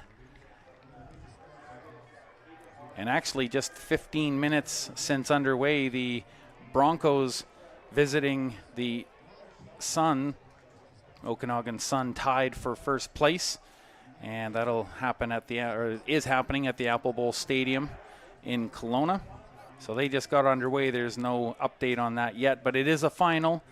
And the Rebels inadvertently also help the VI Raiders by making sure that the Kodiaks don't improve to 1-1.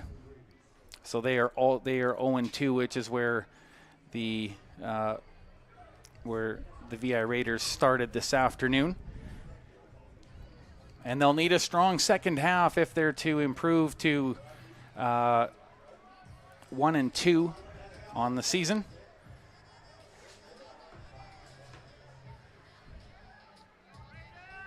That was Ruben Bonsu out of Toronto, Ontario there on your screen, as well as Adam Woodward from England, 6'4", 230 pounds, the defensive lineman in his first year, one of those fresh faces that is just trying to learn this culture here in Vancouver Island.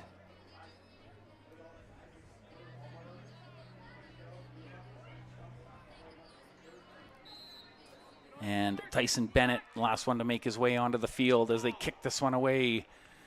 Spinning ball caught. Running it, charging it downfield. Ethan Porter broke one tackle, and now he's down right around the 46, 47 yard line. And a good run back by Ethan Porter as he's the featured punt returner there on the left side for the Huskers, and gives them pretty good field position to start with here.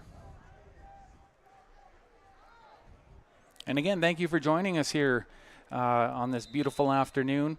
I'm Lorenzo Jensen, and here with the Roll Focus crew. Yarrow and I were talking about the finer points of pizza and also the benefits of living here on the island. He calls it heaven on earth. Here's a throw to the outside, and that's caught. He's met, but he managed to escape the tackle and scramble up to about the center line, maybe a little bit more. That was Josh Caverly, and he had that one that was quite underthrown in the first quarter, and he certainly had a lot better throw to work with on that play as they move the chains. Looks like it'll be about just shy, about 2 yards here to go as they stretch it right out. Duvall hands off. They've got the first down and more as they charge that one through. Nice little block provided too by TJ Robertson as he helps his mate up, and that's Reese White. He's had a lot of action here today, and the one interesting thing, though, is as I pointed out, Jay Daniels said that they want to force the opposition to run the ball on first down. They want to eliminate those aerial threats and just play the game man-to-man coverage, and they did just that. Once again, grabbing the ball. White carries over to his right. He broke a tackle. Now he's met two players. Oh, and he just gets tripped up right around the 27, 28-yard line of the Raiders, and immediately here into this third quarter, Huskers moving the ball well and looking to capitalize as they're getting into scoring territory here. And if it wasn't for Caius Saunders, the defensive back, was one of the last hopes for the Raiders to bring him down. Here's pressure in the backfield trying to get away Duvall, but he just has to duck and cover. Big tackle there by George Okery, just getting inside and making sure there was nowhere to run for Duvall as Duvall thought about scrambling to his left. He wanted to throw that ball to his right, and by the time he looked up, it was kind of a co-tackle situation as Declan Robbins came in, crashing with George Okery, the second-year product, helping Nanaimo here. Second down. Duvall, he's probably going to run this one. Looking downfield. No, he lets it go. Deep, deep ball, and it's touchdown. Well caught ball, but even better throw. And that's a huge strike as Steve Koniak, he's been threatening all afternoon. He's made some great catches, but he gets some love and attention over at the Huskers bench there as he did a great job to reel that one in. He was there with the cornerback, and it was man on man, and he just managed to get his arms on the ball trying to evade Jacob Gilman, and Gilman did everything but knock the ball away.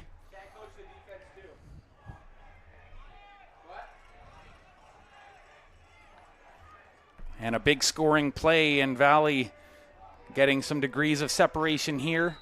And the kick after, it looks like that one was good. It was a more direct style kick, but now the Huskers with a bit more of a cushion here to start this second half. A little under 3 minutes ticked off the clock.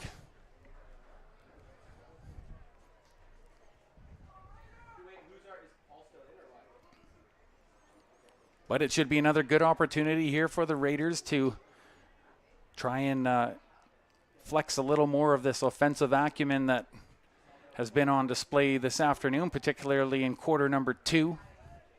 Harmon Ahuja with the first touchdown strike for the Raiders this season. And he had one called back, very similar to TJ Robertson's touchdown that was called back in the first half. Look at the load up here to the, look at this formation again, an onside kick as it bounces, but did they give it enough yards? It's crazy as they pick it up again in the backfield, and they're running it now out of bounds. As Josh Caverly again is a Husker getting to that ball on that onside kick, and you saw that formation as the players to the left all started running inwards towards the kicker. Took a couple of bounces, and it looked like it did touch a Raider hand on that second or third bounce. Josh Caverly, the one to reclaim that ball, so much in similar fashion to what happened in the first half. And you see the referees, they've been given a lot to talk about here today with all of these onside kick attempts, and I wouldn't be surprised if the Raiders had a complaint about that last play, but it looks like it is definitely going to be Huskers in good territory at the 36-yard line. And the Raiders, some defensive work to do here. Can they make some big stops here? Two in motion on the right side, but it's thrown over to the left, and it's caught. David Coronado, and he gets dragged down right around the 20-yard line. Gets wrapped up by Sterling Henry, another local product.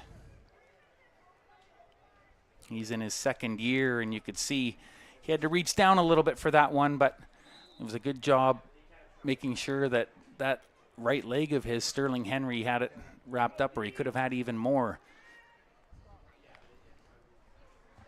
There's the handoff from Duval. Wyke grabs about 3 yards, maybe a little more on that play. Actually, maybe a little closer to 4 or 5 as he moves the ball downfield to around the 23-yard line. So now they're getting in, or pardon me, that's a little bit closer than I thought. They mark it around the 19, so the Raiders with a lot of work to do here. Early in the third quarter. Duval with that most recent handoff. Will White get more? There's the route. It's intercepted by the Raiders, and they turn it downfield. The ball was intended for David Coronado, but the Raiders picked that one off. Great job by Kaya Saunders, and he's having a good day. And it's kind of poetic after he had that tough assignment on that second touchdown by the Huskers. Just unable to get a piece of it. But he sure got everything there as he read that flight path perfectly. And he stepped in front of David Coronado, intercepting that ball. And the Raiders with a big play here to start the third down. They might have conceded a touchdown already, but they've got the football and a little dance there. A little bit of Raiders style there by Kaya Saunders.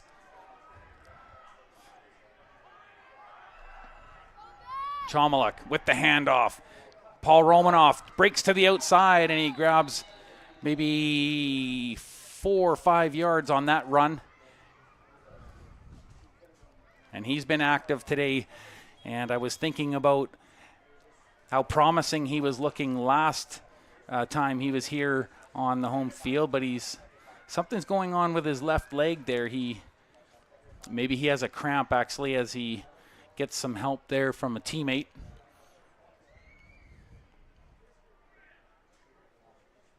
Robin Rydberg, the 5'10", 270-pounder from Kristianstad, Sweden, in his first year, one of those 38 new faces, and that's good news for the Raiders. Romanoff getting up on his own steam, and I think, as I mentioned, it looked like it might have been a cramp in his left leg, and he gets some help working that out.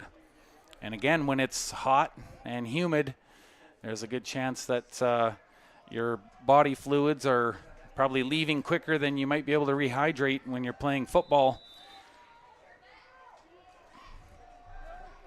Ball at the 24-yard line for the Raiders.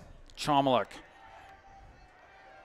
2 in motion on the near side, but he elects for the left. Was that ball caught or did it bounce? No, it was an incomplete pass. It did hit the dirt first and looked like maybe it might have been reeled in, but that is going to bring about a change of personnel. And it was difficult to see if it was Harmon Ahuja that was the intended target.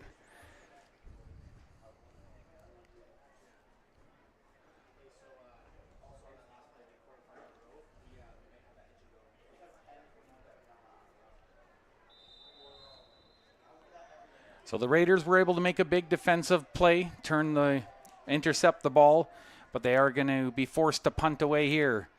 Ball is kicked up, and it's a good, high, relatively stationary ball. Looking to meet it at near the sidelines. Ethan Porter lets it bounce out of bounds. And somewhere around the 40-ish yard line, maybe the 45, the Huskers will go to work here, bringing the O-line out.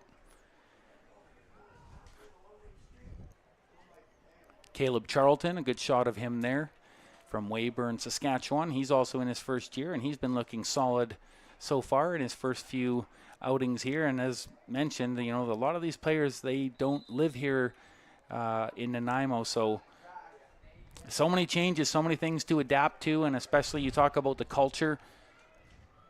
George Okori, he's had a great day on the defensive line. And he lines up now. Fake handoff, throwing downfield, and he finds the target once again. Brought down Peyton Lake around the 52, and he's been very busy here as this game has moved along, and he's most certainly been the one to put up the most reception yards today. I don't have a stat line there for you right now, but I can tell you that the important part is he's catching balls, and these chains continually get readjusted for this offense.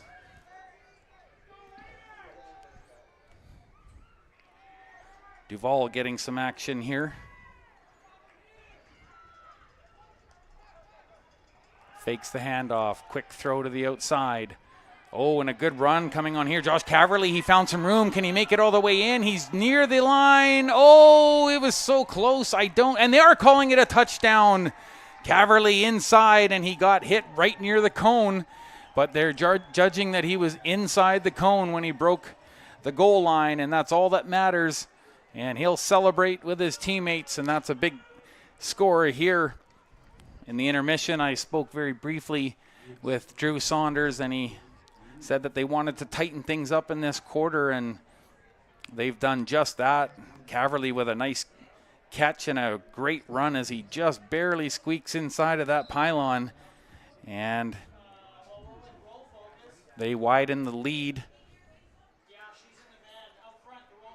38-10, ball is up and through. So with 8:18 remaining here in this third quarter, the Huskers with a more sizable lead than they came into the second half with.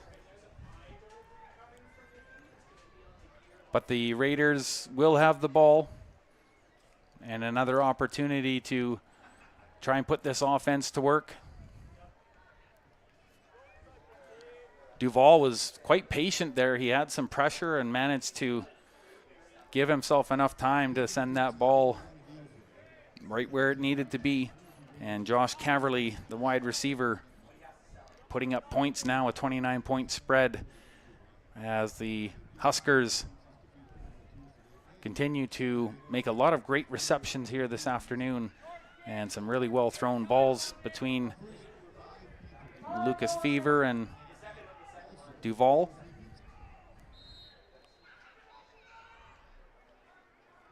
Tyron Duvall. Now they'll try that bounce kick again, and it takes a bounce off of one of the Huskers, but it does wind up in the arms of a Raider, and that's good news. They've had trouble with that. That was Felice Toscano with that, basically just covering the ball there as it bounced to him. And again, The Huskers keep trying to punish with that short onside kick, and the ball just spinning uncontrollably, but that time it bounced off of one of the special teams players' knees, but it went in the proper direction for the Huskers, and the ball's around the 44 now for the Raiders. It's Ben Chomluk surveys the right side. There's the handoff. Looks like Hayden Day will get up near the center line on that play. And a good run. Oh, pardon me, that was Marcus Crisp. Sorry, I was only seeing the 5 there for a moment, but that was Marcus Crisp. And, you know, he's been showing himself to be pretty reliable as a running back. Been a couple of situations, I think, where a lot of running backs would fumble the football. He's done a great job of hanging on to the ball and making sure it doesn't get loose. This time the handoff. Oh, look at Crisp finding some room and forcing it forward toward, and there's a flag on the play, but forcing it towards the 50. And he bounced off like Pinball Clemens there off of that first hit. And Marcus Crisp suddenly putting his stamp on this quarter here with 7:22 to go in the third quarter. And the officials will talk about it now. You see there, Chomluk was trying to sell the pass after he dished the ball, and then he ran up and actually helped push Crisp forward. Now who will this be going against? Face masking against the Huskers. So that will move the ball even further here. This is a great piece of news for Raiders fans as they spot the ball right at the 35 of the Huskers. And the Raiders, they're going to get a really good look here at what they can do. Fake the handoff, throwing it deep, one-on-one coverage. Oh, just about through the hands, and they both crash in through the end zone. And it looked like the intended target was Jaden Galock, but I have to get a confirmation on that. I think it was Jaden Galock, and he could feel the ball. I think it touched his outstretched fingertips. Oh, maybe just barely, but it would have been almost impossible to reel in, and you can see he really wanted that one. That would have been a sensational catch, but they'll get another crack at it here. Crisp lining up on the right side of Chomluk. The ball was a bit low. Oh, and Chomluk finds some room, and he's telling his receivers to head down, but he's just going to run the ball, and he takes it out. And another good run by Ben Chomluk as he reads the play very well, and he rushes out to his right, just stretching the ball out along the field, and that's a good run, and he's shown some really good propensity for running this afternoon. Kind of a la Josh Allen. Nice tall quarterback, good size, and able to break sometimes that first tackle on the defensive line. Around the 24-yard line. Hand off to Crisp. He made a move through the middle, and he got hammered over top. But he gained some yardage there.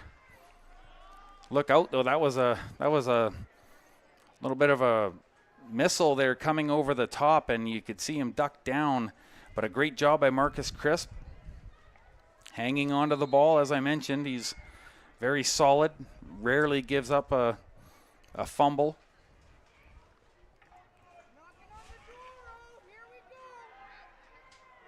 17-yard line. Raiders continuing to move the ball. Crisp in motion. Fake the pitch. There goes Chomluk. He's running. He's got one to beat. He skirts around the outside, and he touchdown, Ben Chomluk. Oh, he's running good today. Chomluk gets on his horse, and he's into the end zone, and the Raiders are putting up points, and this is good news for Raiders fans. Great run by Ben Chomluk, and he looks so much more comfortable in the pocket now. And he really sells this motion here. But look at that skirt as he avoids that first tackle and then avoids the hand of Jaden Clausen, the linebacker, and he gets inside, and that's a happy crew, and they should be. Jay Daniels must be ecstatic on the sidelines. All coming together like he said it would, and they've been building every single week. Point after attempt here by Carter Houghton, and he puts it up high and through, and the point is good. 39-17, so these Raiders just won't go away quietly.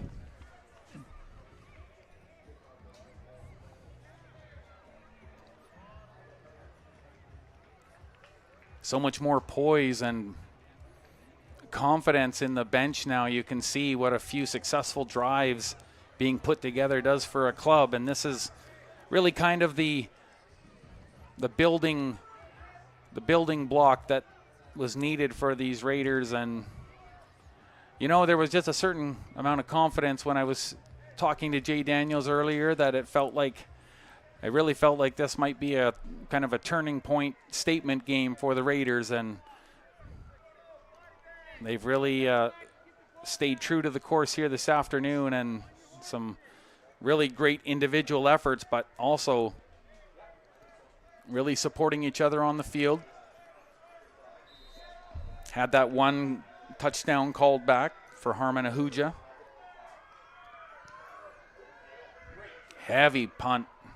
Makes it deep all the way to the 10-yard line. Reversing pass.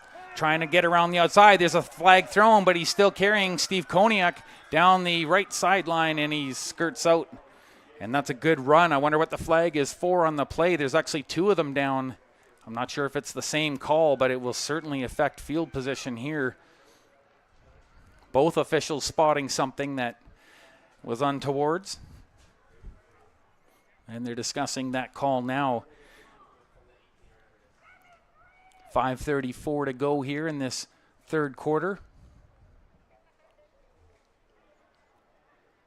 Steve Koniak, he's been a real force here this afternoon, catching, running the ball.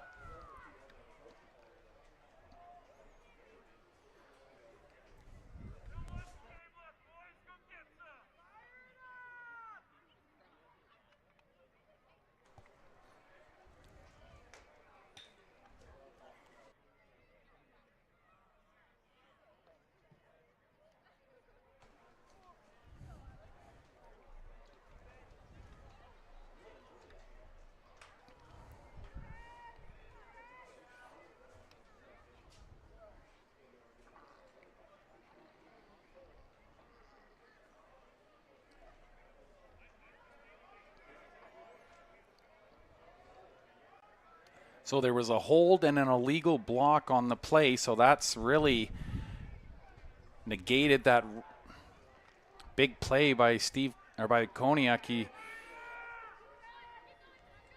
Steve Koniak, a great run there, and he really turned on the Jets heading to the far side of the field. Duval hands off. Oh, and a couple of moves at the line. That gets an extra 6 or 7 yards. And once again, Reese Wyke pounding that ball upfield and doing a good job. That's an important ball movement for the Huskers, considering their field position after those penalties, that hold and the illegal block.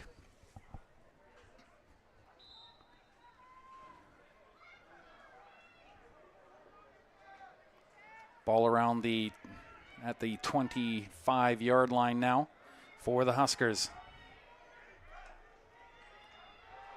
Once again, the handoff to Wyke, but not as much territory to run, and there's actually takes a moment before they blow the whistle on the play, but I don't think he got more than a yard or maybe a yard and a half on that play as he swings the ball out to the right side of the field. And a good effort there by the Raiders once again. Josh Wakely, he's been so involved today, and the defensive lineman doing a great job here this afternoon, and I'm sure that his coaching staff is really appreciating that. Tyler Gavin, the defensive assistant, same with Scott Bascom. Throw, and it's complete on the near side, and with some room to run, That's Dag Mora, and that's his first real important touch of the game today, and it's a big one as he moves the ball downfield near just past the center line. So big play there, and he really gets involved in an important way. And you see him just cut towards the middle there. He stumbled up. I think if he didn't stumble there, you can see by the look on his face, he knew he could have maybe had an extra few yards, but it was a great run anyways, and Mora gets involved in the offense. Duval, quick swing out. Pass caught by Koniak, and he looks like he's dragged down around the 53-yard line of the Raiders.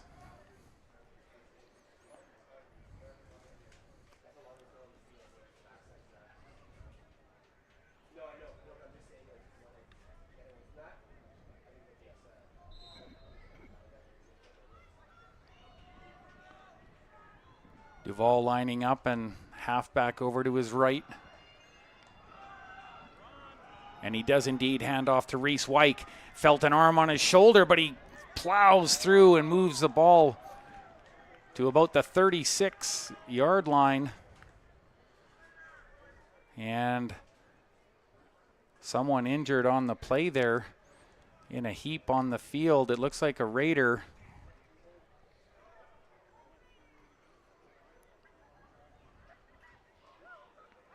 And it's difficult to make out who it is right now.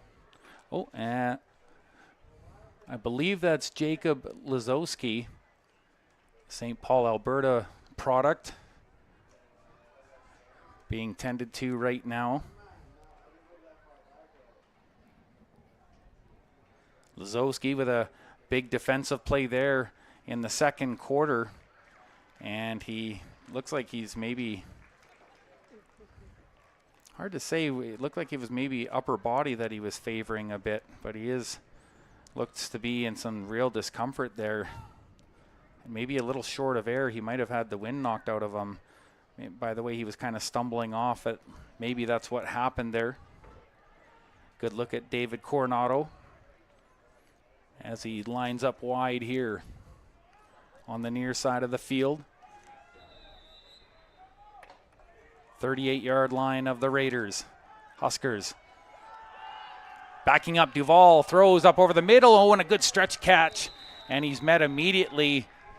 But great catch there by Luke Rodriguez as the wide receiver hauls that one in. And he had to jump up. But got some good vertical and brought that one in. Hit immediately, but he still was able to stumble forward. So just about 2.25 minutes here to go in the third as the Huskers threatening to score once again. They lead 39-17. Some great onside kick plays has really put them in the driver's seat. Swing pass to the outside. A little juke, a little jive by Dag Mora, who's been picking up his touches here now. And he gains some more here and gets them to about the 15-yard line here. So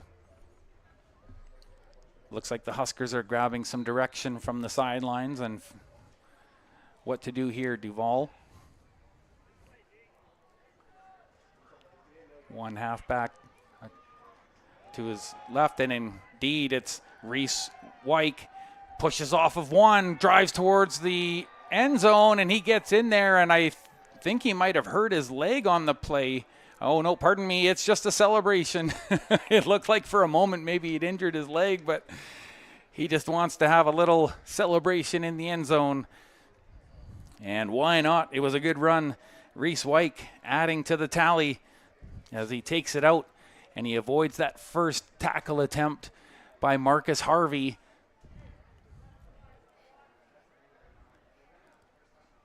And pardon me, he was just being tucked into bed in the end zone. Going to be hard for him to sleep tonight, though, thinking about some of these runs. Point after. It's good. So I believe it's 46-17 now for the Valley Huskers, but the Raiders having a good day offensively. They've certainly been putting together some drives, and they've still got a little bit of time left here in the third quarter to advance that as well. They're into uncharted territory today. Touchdown strike. And a nice quarterback touchdown on the run.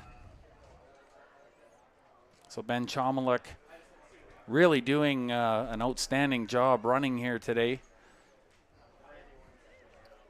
His offensive line opening up some room and taking care of their assignments so that he can spend a little extra time deciding if he's going to throw that ball or run it. And today the Huskers have to respect that he can do that. Very mobile for good-sized quarterback like he is. One last-minute substitution, and here goes this crazy 7-man formation off to the left of the kicker. And again, they drive it forward, but oh, if they could have had one broken tackle there after that onside kick, maybe Riker Sansbury could have gotten a little bit more. If you could see the field position that, like I mentioned, there was 7 players on the special team kick lined up over to the near side of the field. So they had a lot longer way to go once that ball bounced into his arms. And Riker Sansbury,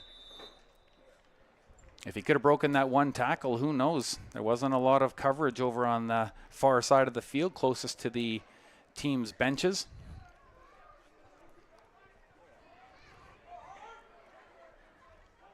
.53-yard line. Ball's a bit low, but the pitch back makes its way. And I believe that was George Okori running that one. And oh, pardon me. Sorry, it was an 80, not a 90. So that was Bryson Stavist, and the Grand Prairie, Alberta product gets his first meaningful touch of the game, as they try to mix up this offense a bit, get a look at their different options and what they've got.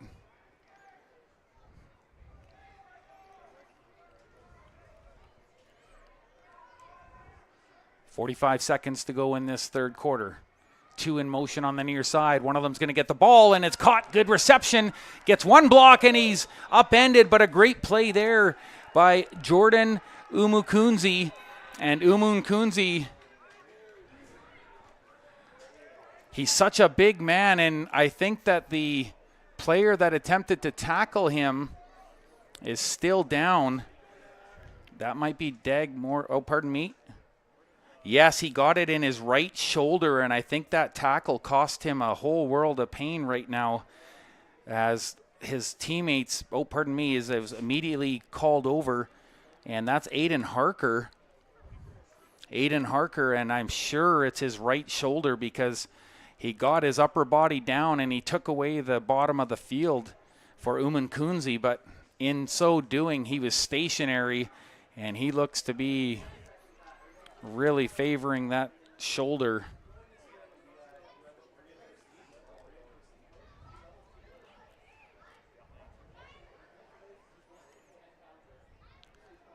Umukunzi, 6'3", 195 pounds, from Prince Albert, Saskatchewan. He's a first year, but you see how he made that little extra effort and make sure that that ball was secure, kind of hit him in the numbers, and it was a difficult turn to make sure that he had that ball squarely secured as he turned to run, and then subsequently running into Aiden Harker, who is still down on the field, and a couple of concerned teammates are out there. I think they're going to help him get to his feet and see if they can take this to the sidelines. And the crowd graciously applauding Harker getting to his feet, but oh, he's having some real difficulty there.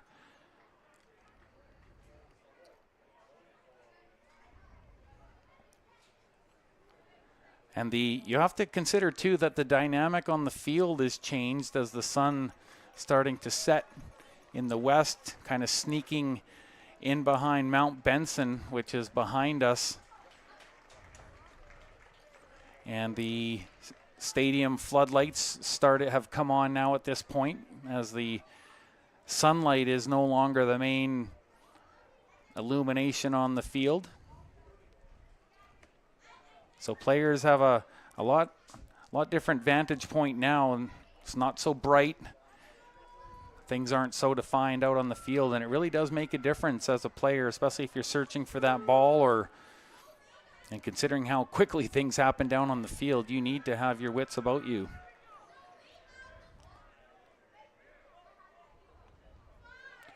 But regardless, the Raiders are going to go to work here as they still continue to attend to Aiden Harker on the near side of the field, and that's not good news for the Huskers.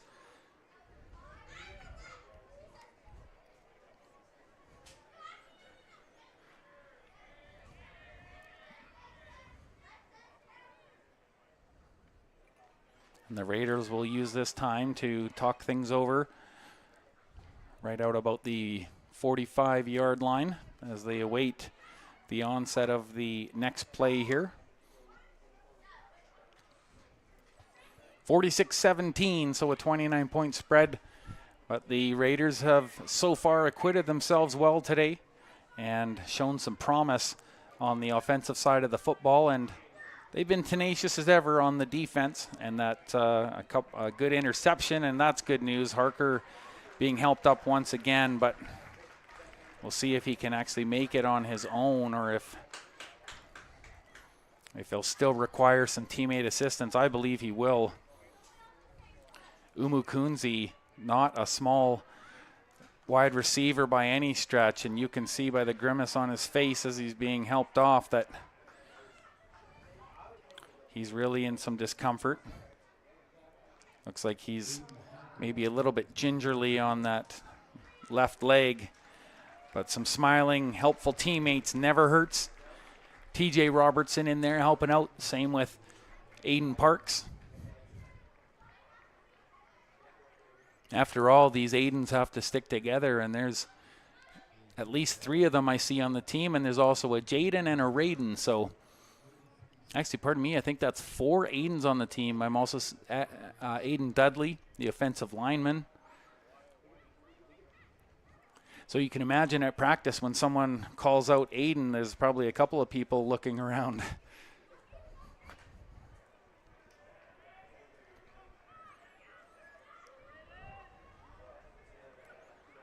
If you're a future Husker hopeful and your name is Aiden, you might want to keep practicing out on the field and get those skills sharpened. There's a handoff. Marcus Crisp bounces off of one hit, and his O-line helps drive him out another extra 2 or 3 yards. And a good job. And you can see a little bit of a celebration there in the background as Nolan Bascom, the big 5'10", 300-pound offensive lineman, helped turn that drive just a couple extra yards as they spot it down around the 34-yard line. Ben Chomiluk with that rushing touchdown here this afternoon. One in motion on both sides. Turns, looks way downfield, and it's caught! It's a touchdown! And these Raiders really going to work today. Hayden Day, he gets rewarded, and he's had some great catches this afternoon, and that's really getting the crowd pumped up here. Great catch, but an even better throw, and Ben Chomiluk had a really good look, and that's the second time down deep to the left that he's found someone at least 6 or 7 yards away from the cornerback, and a great job by Hayden Day. And this is a different-looking Raiders club today. They were up against the Behemoth 2 weeks ago here, and they're letting everyone know that this club can put points up too. And the point after placed by A.J. Carr and kicked through the uprights. Carter Houghton, and look at that, 24-46 is the scoreline, and at the end of the third quarter, the Raiders once again putting points on the board. 3 times in the end zone today, Harmon Ahuja. And of course, as we mentioned, quarterback Ben Chomiluk. And most recently, Hayden Day. doing right by his fellow Regina, Saskatchewan teammates and home crowd. Probably some people watching, hopefully, here on bcfctv.com or TELUS Optic, channel 1981. Thank you so much for spending part of your afternoon, evening with us. And it's a great endeavor. It's been a great football game, a hot day here in Nanaimo, 29 degrees. And these players are giving the fans a great football game to enjoy here this afternoon. And most recently, Hayden Day putting more points on the board for the Raiders. There's the kick. Now on the return once again, Ethan Porter finding room on the left side. Now he's being chased. Will he be caught by Ian Sisaquan? No! And he makes it all the way. The big punt return. Ethan Porter, and he looked good on his most recent return, but this one is just pure gold as he finds his way down the left side. And Sisaquan just unable to catch up with him. And there's some good wheels on display by Ethan Porter, and you can see why. He's on the special teams unit, returning that one. And that was all the way down from his own 25-yard line. So many, many yards as he turns and says, I'll see you later, guys. I'm in the end zone. A little flash over to Felice Toscano. And he'll go have a well-deserved rest on the bench as his fellow Huskers come and pump him up after that big run back. And the point after is good. So a 53-24 lead as the Huskers double up on the Raiders here at the beginning of the fourth quarter.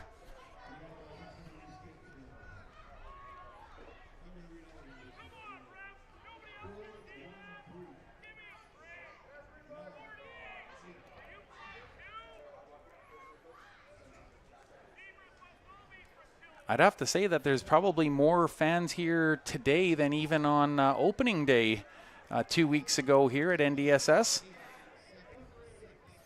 And there's lots of room here at the field, so a lot of places to spread out. But the bleachers are being well used, and a lot of the front row seats up at the fence. Those are great places to watch, and actually not far from where the camera just was. I was watching some of the pregame warm-up and watching these players get ready for this afternoon's contest. And as I mentioned, I posted on Facebook there the opening 15 seconds there as the Raiders came together and did their team chant, and it's really something to behold. Live sports, you got to love it. And here's that 7-man formation from the far side of the field, and they pick it up on the one bounce, and they bring it down near the 35-yard line. And a great job on that read as the ball bounces, and they continue to give the special teams fits as they get on top of that ball. And that one was Andrew Locke grabbing that one on the onside kick, and they've really been spending a lot of time on that. And you see off of that one hop, sure, he was immediately met on the tackle by Morgan Crisp, but again, these onside kicks are really becoming a trademark here, and the Huskers have executed them very well today. And that's got to be and that is the third time that they've garnered the ball on that onside kick. Just amazing here today. Good special teams, and it gives Duval good field position in around the 38. Fakes the handoff, but he's got to swing out wide. He's being pursued quickly, and he just throws it. Gets it away to make sure he doesn't get sacked for a big loss. And TJ Robertson looked like he wanted that football.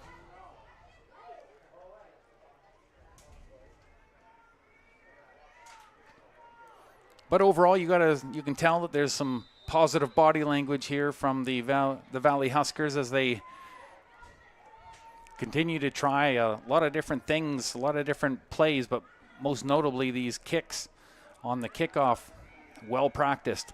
Duval throws immediately, but it's into the dirt. and almost fortunate that it wasn't intercepted as he was looking for TJ Robertson, but Robertson looked like he was hooked up a little bit there with Caius Saunders,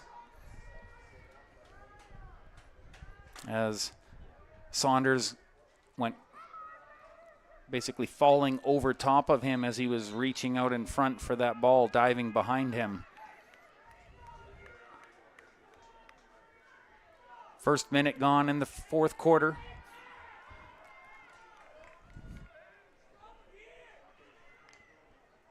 Three in motion on the near side. Oh, he's looking way downfield and he airs it up and it's caught. It's a touchdown, and he found none other than Steve Koniak. So Koniak putting together a great touchdown stretch here in the second half of the football game. And he just looked destined to break out with a couple of his catches in the first and second quarter. And look at Duval just air that ball up, and it was a very well thrown ball. You could see it hardly wobbled at all, and it made it a lot easier for Steve Koniak to catch in the end zone. And the Valley Huskers threatening to make it 60-24 here with the addition of this extra point.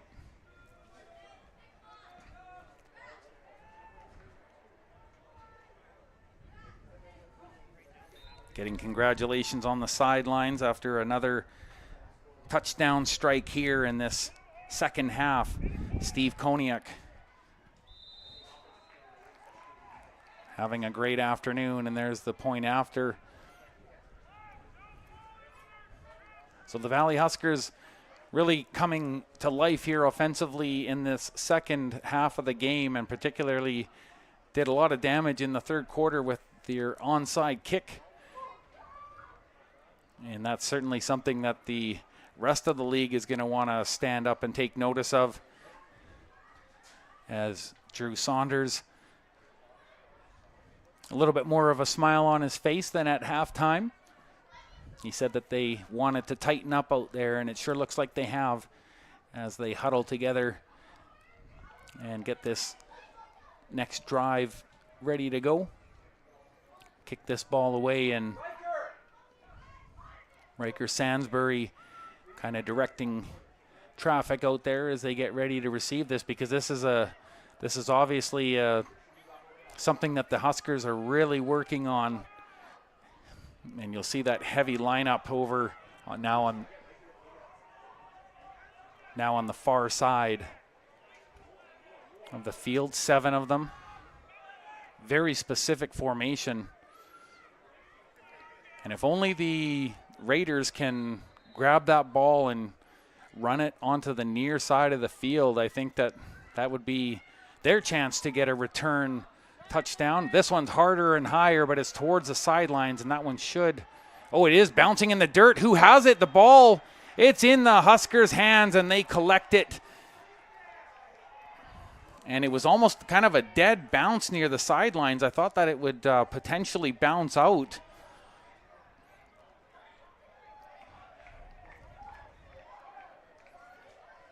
And once again, Andrew Locke, the running back, capitalizes on that loose ball. The Raiders were trying to pick it up, and I believe that Ruben Bonsu had a slight touch of it, but as I mentioned, it was kind of a dead bounce right near the sidelines, and you don't see that very often. It hit the field and didn't bounce up very high as the two Raiders were trying to get their hands on it. And it's so difficult with, as I mentioned, as the sun sets, different lighting. And now scrambling, rolling to the outside, pass is complete. And a good catch and a little bit of a run there by TJ Robertson. Robertson appealing for a call on the play as he felt that he was tripped, as you can see him use that motion there. Still, nonetheless, a big kick turnover again. But it sent him right into the arms of Jake Smith. And Smith got a hold of his leg and brought him down.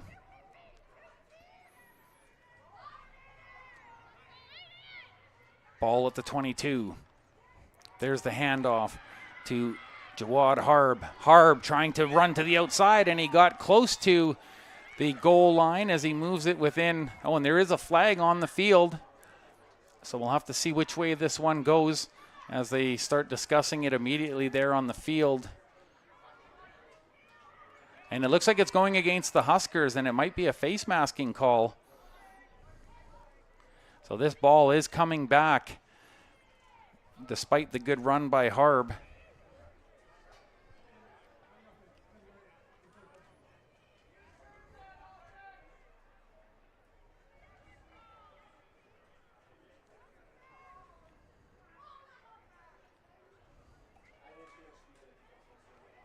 So it looks like they'll spot it at the 32 now after that call against the Huskers. The Huskers, of course, still firmly in control in this one, 60-24. Shade under 12 minutes to go here in this final quarter. Justin Smith ready to hike the ball. Big center. Back to Lucas Fever, who's back in, holds, throws, and his receiver was already down on the turf. And I think he just got crossed up with one of the cornerbacks there as he was trying to turn his route in. Dagmora, I believe, was the intended target on the play.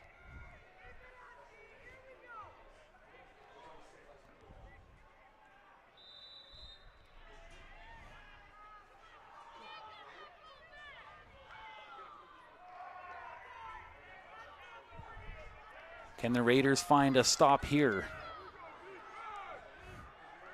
Jawad Harb ready, right beside Fever. He throws, it's complete, but immediately brought down on the play, right around the 22-yard line is where they'll spot this one.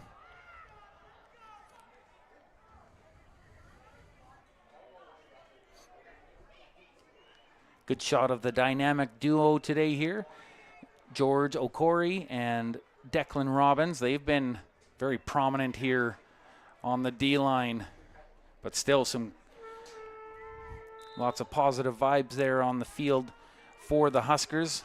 Brandon Halsey, a wide receiver,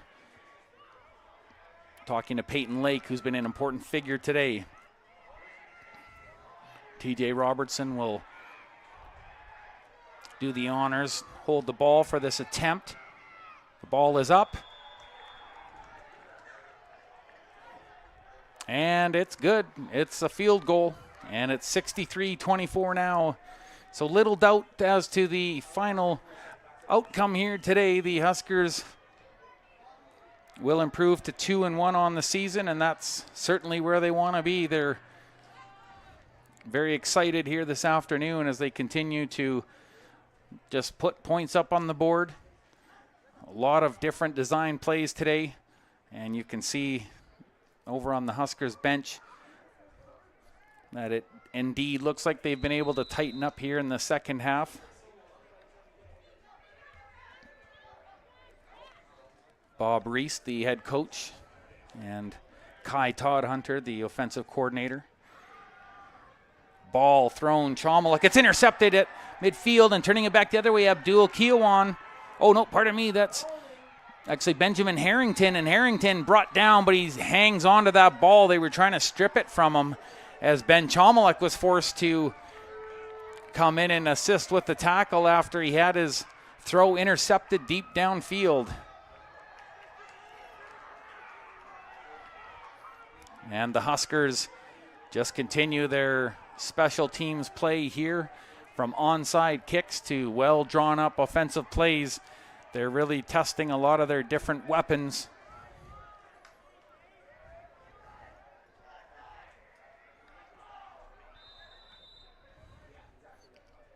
And the intended receiver was Felice Toscano.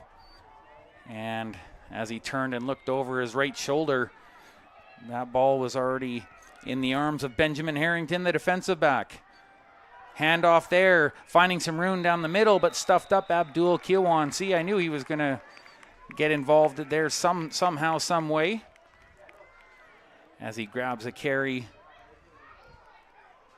And it looks like he's moved the ball down near the 22 or yes, the 22-yard line of the Raiders. And we've got an injury on the field here for the Raiders, and that's Nathan Halyuk. He's in some discomfort.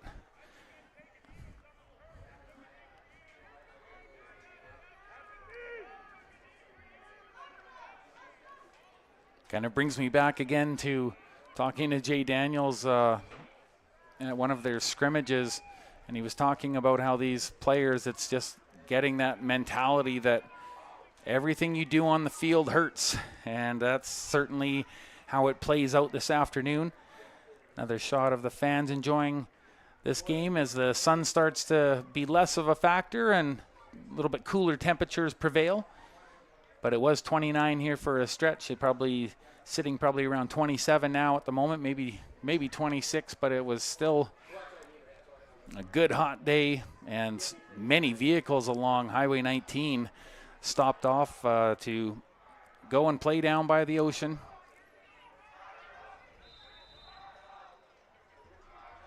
Fever back in, close to the center, takes the hike. Fake the handoff. Now he's turning around, trying to scramble away from coverage, and he did a good job on the double turnaround, and he gets out somewhere around the 11, and a good run, and it was that double pivot, but there is a flag on the play, but it was a great double pivot as he took the ball and just really turned on the Jets there.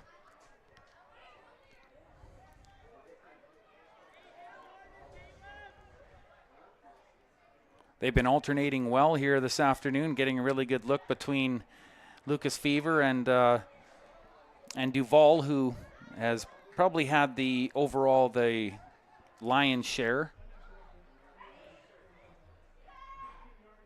So an unnecessary roughness call on the play for 15 yards. So even though there was a lot of celebration on the field, the Huskers not so close to being able to punch it in as they initially thought, as they move it from the 22 to what should be right around the 37, and that's where they'll start off here. So an unnecessary roughness call on the Huskers, and they're going to have to regain some of those yards here. 3 in motion down the left side. Fever, lots of pressure. Now he just goes down around the 50, and again, as I mentioned, the dynamic duo in there causing all sorts of bedlam. George Okori and Declan Robbins forcing him to just get down on the ground and make sure that there was no further damage on the play. So that'll bring about a change of units here out on the field. TJ Robertson has really been just everywhere today, not just on the field, but also in talking to and encouraging teammates, helping fallen comrades on the field, and seems like just a great teammate to be around. There's the punt, and it's high downfield from Aiden Saunders. Here's the run back, and again the ball popped out. Who has it?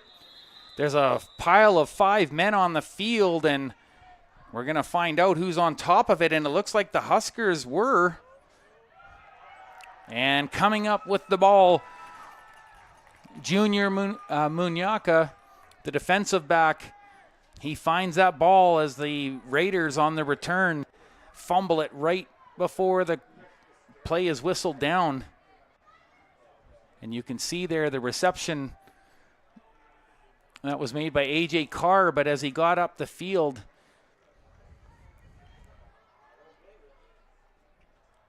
just met by an onslaught of players, and just great special teams work here today, as the Huskers have definitely been knee-deep in practicing a lot of these special plays.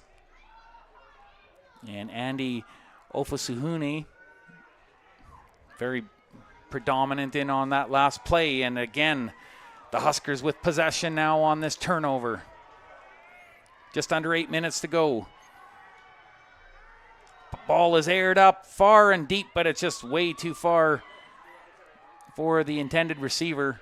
And Luke Rodriguez had a good catch earlier, but he's not going to make one on that play. And that'll bring about second down.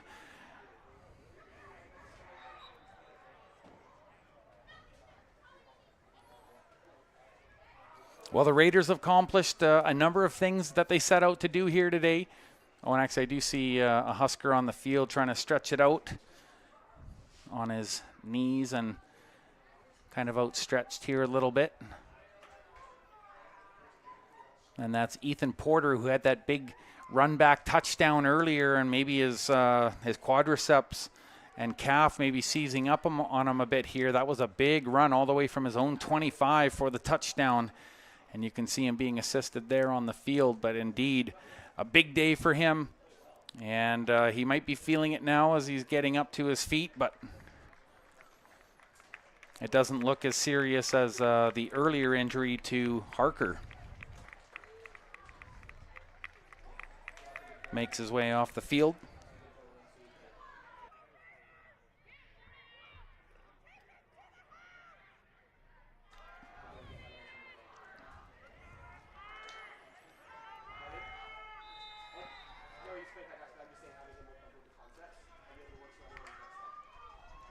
Ball at the 25, throw through the middle, good catch, up and stretched, making his way to the outside, but a good wrap up by the Raiders, making sure that there was nothing additional on the play.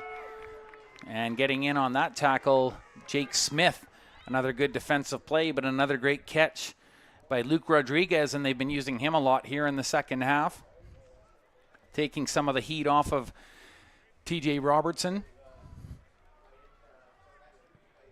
That was a good tackle there. He made sure that he forced the player up and into his arms, basically.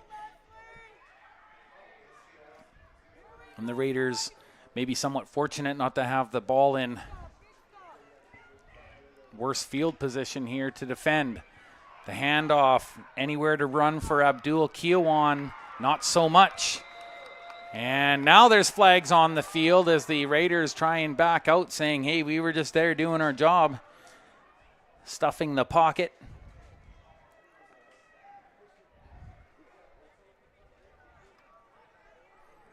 And there's a good look at Tyson George Kelly. He had that big touchdown in the first half, and that really brought the Huskers to life as they discuss things here on that play and the flag that was thrown. And it was all in the aftermath of the play as the scrum kind of came together and there was some pushing and shoving from the ground. And when a player feels more vulnerable when they're on the ground, they're certainly more testy. And it is going against the Raiders.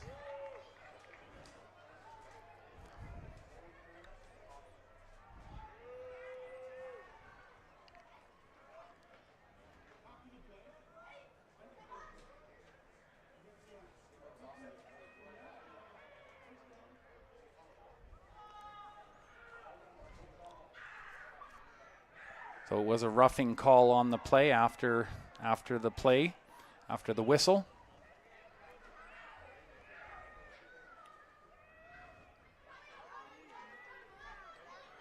And I believe it was a 15-yard penalty, so some tough times here for the Raiders O-line to work with, but Nolan Bascom sets into the center position, snaps it. There's the fake lateral. Now trying to run out of problems is Chomaluk, and he escaped one tackle. Now he's to the outside, and he's down to the 27-yard line, and that's a good run by Ben Chomaluk. And again, using that strength of his to break that first tackle and really doing a good job. Jay Daniels giving him instruction right now, but I think Daniels really enjoying what he's seeing there. They really got themselves out of that hole there. Oh, and you could see that backside pressure from David Coronado. They did well to get him out of bounds, but his teammates are certainly happy about that, and why not? Jordan Umukunzi with that big play earlier. Now down the sidelines, and it's a good throw, and the Raiders making more ground as they get out around the 43. And once again, Hayden Day continues to expand on his good body of work here this afternoon with another well-timed offensive play there, moving the chains downfield. And the Raiders have done really well on this last drive to get themselves out of trouble. Chomalik, you see the double pump there, but it was a perfectly thrown ball as he was met immediately by Sawyer Tether. But he gets out of bounds, and he's feeling really good about that. Hayden Day looking really sharp out on the field this afternoon, and the ball's being moved even further downfield. And another penalty against the Huskers, and it brings the ball right near the 53-yard line. Good drive here for the Raiders.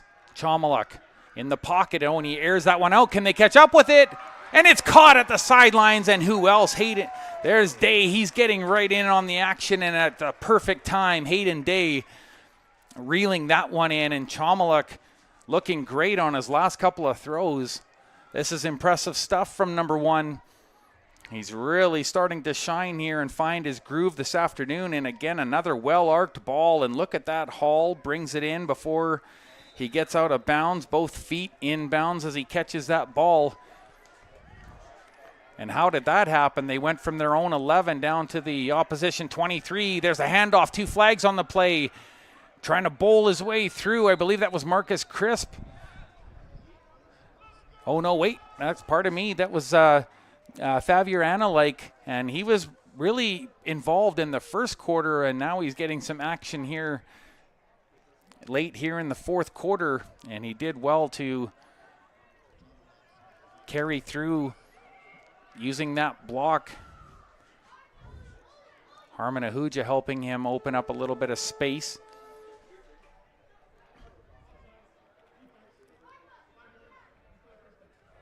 So a 5-yard penalty and a good first down here for the Raiders. Really stringing together a good drive here as they've marched the ball all the way from their own 11 downfield.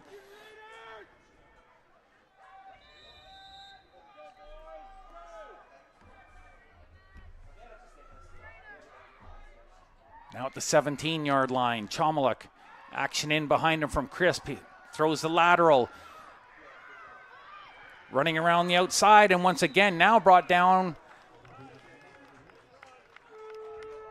like around the 13-yard line, so just more yardage on the play, and another good run there by Favier Analike. And he's looking really solid here as these last 5 minutes coming into play here for the fourth quarter. And the Raiders all business here on this last drive. Chomalik just pushes it forward and dives, and I'm sure it's enough for the first down, as I guess they were just a little bit shy. I thought that they had the first initially, but yes, it is officially a first down now. So a fresh set of downs and really great territory to work with. All the way from their own 11, now down to the opponent's 11, and Chomalik's been a big part of that. Hayden Day with a great big reception, and this team also employing Favier Analike with that ball.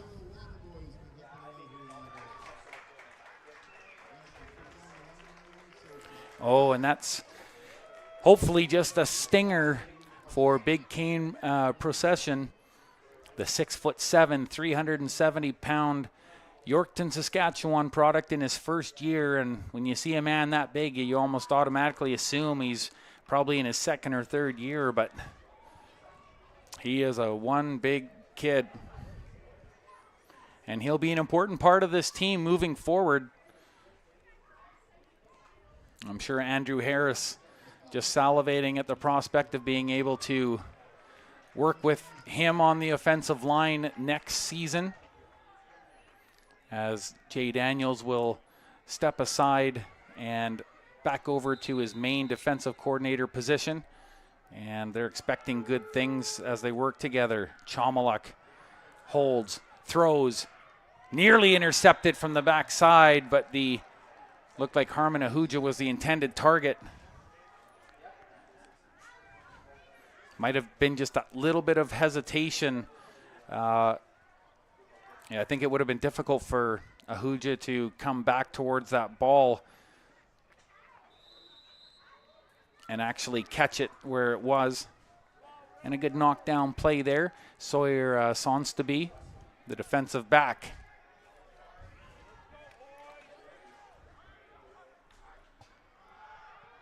Nolan Bascom sent it back, and it's thrown up high, and it's through the arms, but it's incomplete.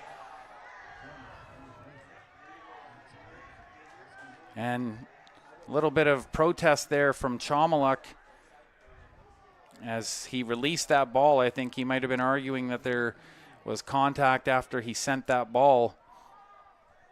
But we'll have to see what the call is on the field. But regardless, as mentioned, they're at the 11-yard line here.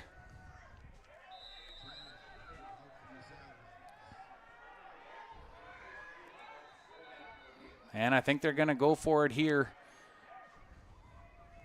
And why not? Get a look at what you have. They might have to, they're actually calling for a water break, I think, here. I'm not sure. They do have, or if it could even potentially be a timeout. But I think it is for a designated water break. And again, with the temperatures the way they were today, hydration so key, and especially for an athlete that's just leaking out fluids as the game progresses. But thankfully, it's a bit more merciful temperature now for these football players as we start to transform into what you might call dusk.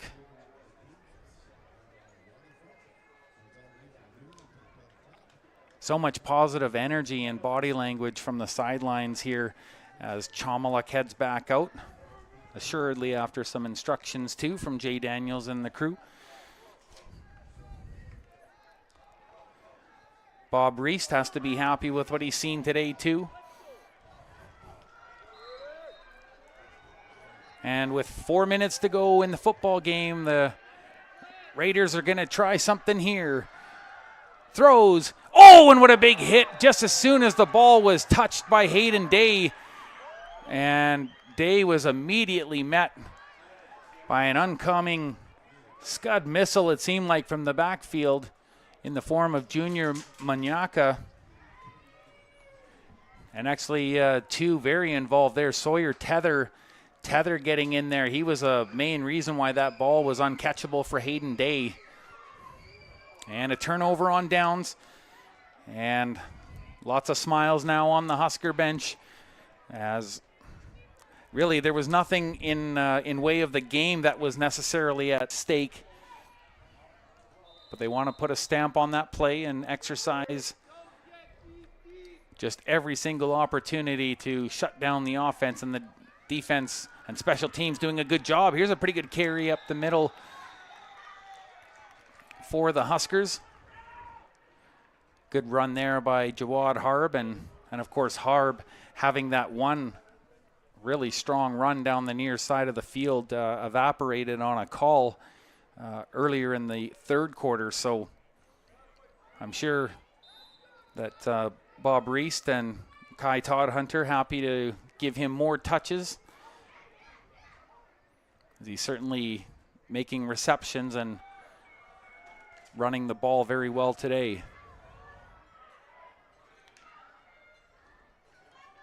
Fever hands off. Gets one good block right around the 25, and he's running all the way down. He's made it to the 45, and the Huskers bench loving it as they got a front row seat to that run.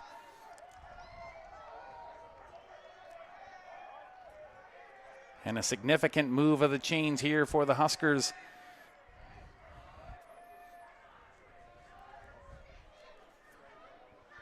Jawad Harb really getting an opportunity here now to capitalize on this offensive drive here. Keep moving the ball downfield after that big defensive stop on their own 11.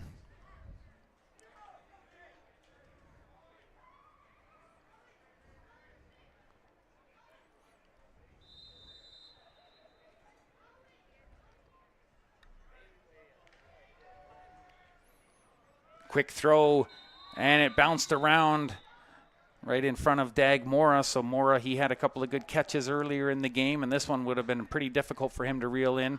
And you can see right away that Fever pointing to himself, saying that he underthrew that. It was just a quick ball, and he was just a little bit low, but a great effort by Mora to try and propel himself forward.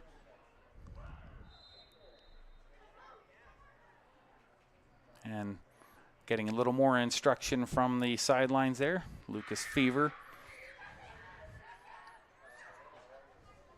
Just 2:35 remaining here. 63-24. Thrown to the left.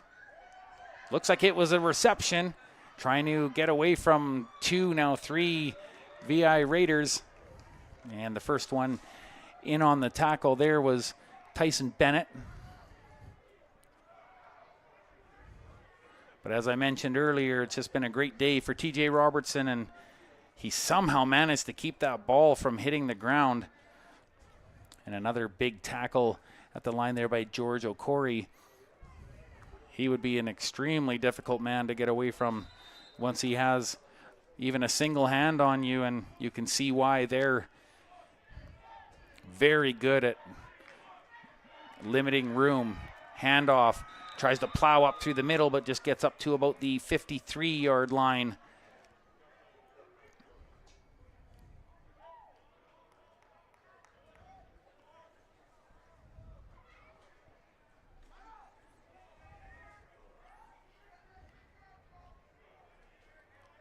So the Huskers, a very productive day offensively as they've managed to muster 63 here at Nanaimo District Secondary School.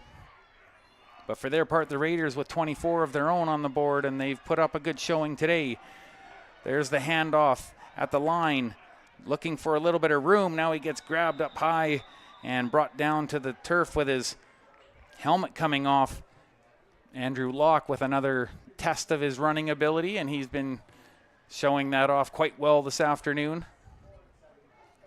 It's just been a very reliable ball carrier from the backfield, and lots of good things too for the Huskers today. As I mentioned, they're really getting a solid look at their offensive line and what they're able to accomplish. They've spread the ball out nicely, and of course Robertson having a very big day. Jawad Harb getting involved towards the end, but Steve Koniak, 2 big touchdowns, and he's a big part of the reason that they got up. Trying to go out of the pocket. Fever just goes down to a knee as the pressure is too intense, and he's going to lose yardage on the play. And a good inside rush there by Braden Thornbert. Thornbert didn't bite on that first potential evasion and was able to bring him down right near the center line with just a minute and a half left in this one.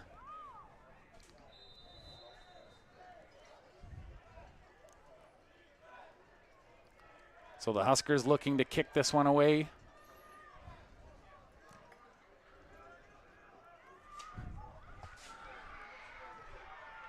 The Raiders might lose yards if they keep turning back here, and indeed there won't be any forward motion as there just really wasn't anywhere for them to go. AJ Carr with the reception there, and the Leyland, England native in his first year being given lots of responsibility back there to return the ball, but with that kick there just really wasn't a lot to work with.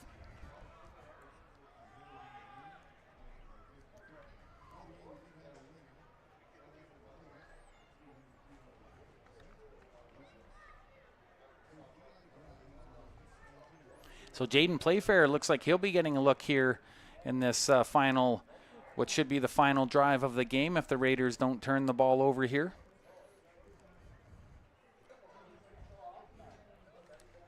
And he seemed to acquit himself well in their home opener in the limited action that he saw, but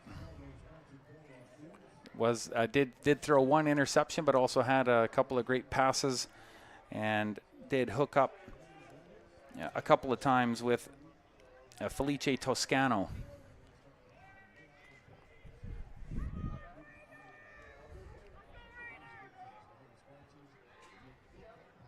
The ball deep in VI Raiders territory. There's the snap right near the goal line. Throw is incomplete, and it was a hurry-up play.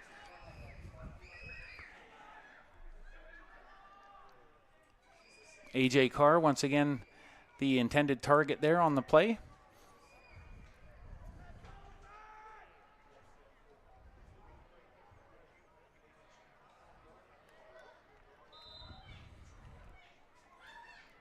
An intriguing wide receiver in AJ Carr, and also good on the ball return option. Lots to learn in that position. Ball is snapped low, thrown to the left. There's the reception, and again, he was looking for none other than AJ Carr, and he found him. And that one's complete and good. Trying to see exactly where they're going to mark that ball. It looks like it'll be somewhere around the 19-yard line.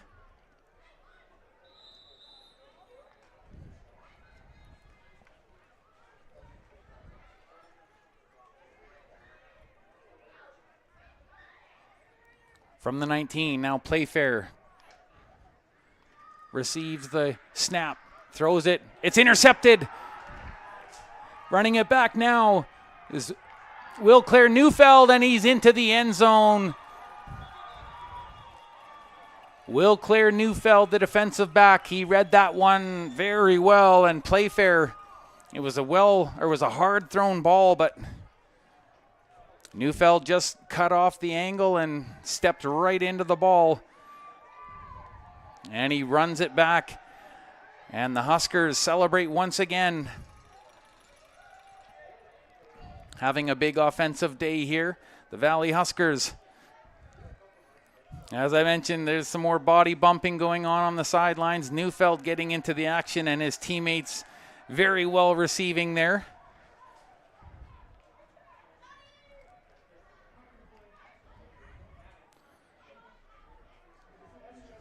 And it was so close.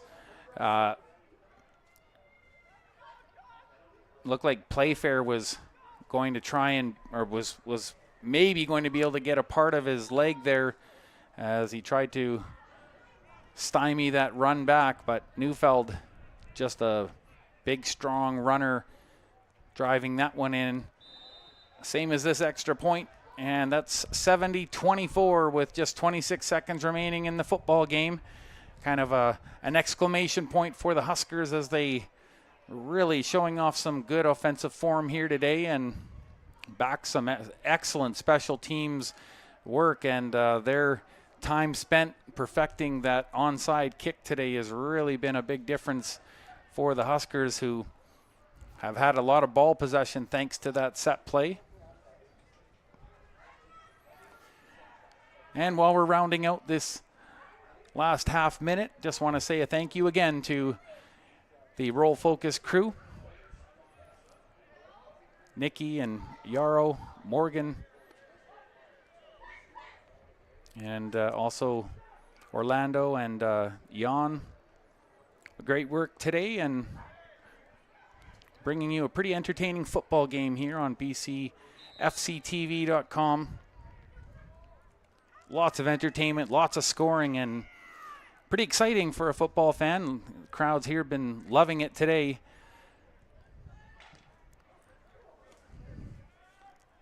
Big spinning punt, and as mentioned, AJ Carr back there. He's going to take it out wide to his right. There's a flag on the play as there was some near side activity.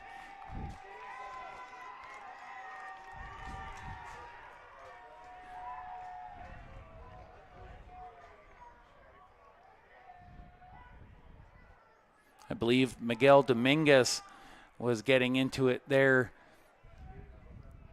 with Aiden Saunders, who kicked the ball and was running downfield. And it was on the near side of the field, and then two flags flying on the field. But just 16 seconds remaining in this fourth quarter, so it's all but aesthetics at this point. But it will definitely affect field position here, and maybe time for two plays possibly. As the Raiders readjust their personnel on the field, they add one. Playfair doing a good job. And A.J. Carr also running that ball well. He looked downfield and took a pretty wise observational look at where to take that ball, and he decided to his right. There's Jay Daniels speaking with the head official and just wants a clarification on the call. And just over his shoulder, that's his wife Michelle on the sidelines, and she was talking today about just keeping it nice and casual as far as dress was concerned. We had a good little laugh about looking sporty at a sporting event.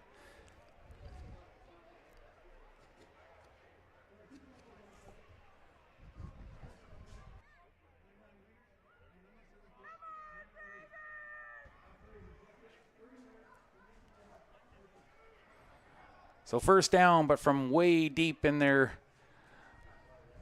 own field here. So week 4 coming up. They're going to see each other again. That's away at the Huskers. Week 5, it'll be home against the Kodiaks, who lost 49-10 today. And week 6 will be away against the Okanagan Sun. And, of course, week 7 may be a chance for a little bit of revenge at the Rebels barn in West Shore. After that 62-0 loss to open up the season, there's sure to be some residual feelings there.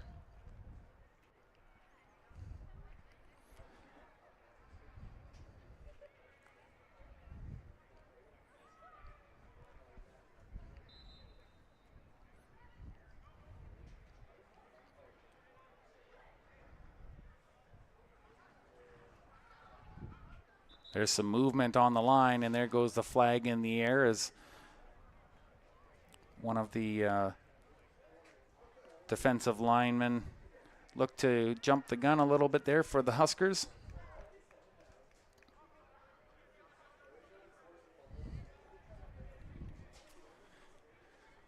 Although they might have pinned that one on Jonathan Anderson.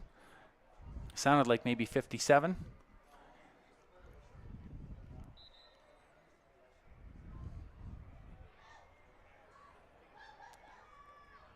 Bascom with his hand on the football again, and there's some more motion on the Huskers' near side of the field.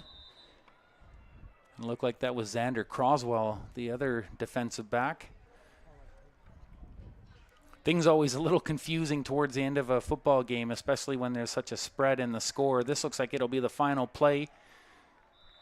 And they take a knee, and that's the one to make it official, as it's a 70-24 final here at Nanaimo District Secondary School.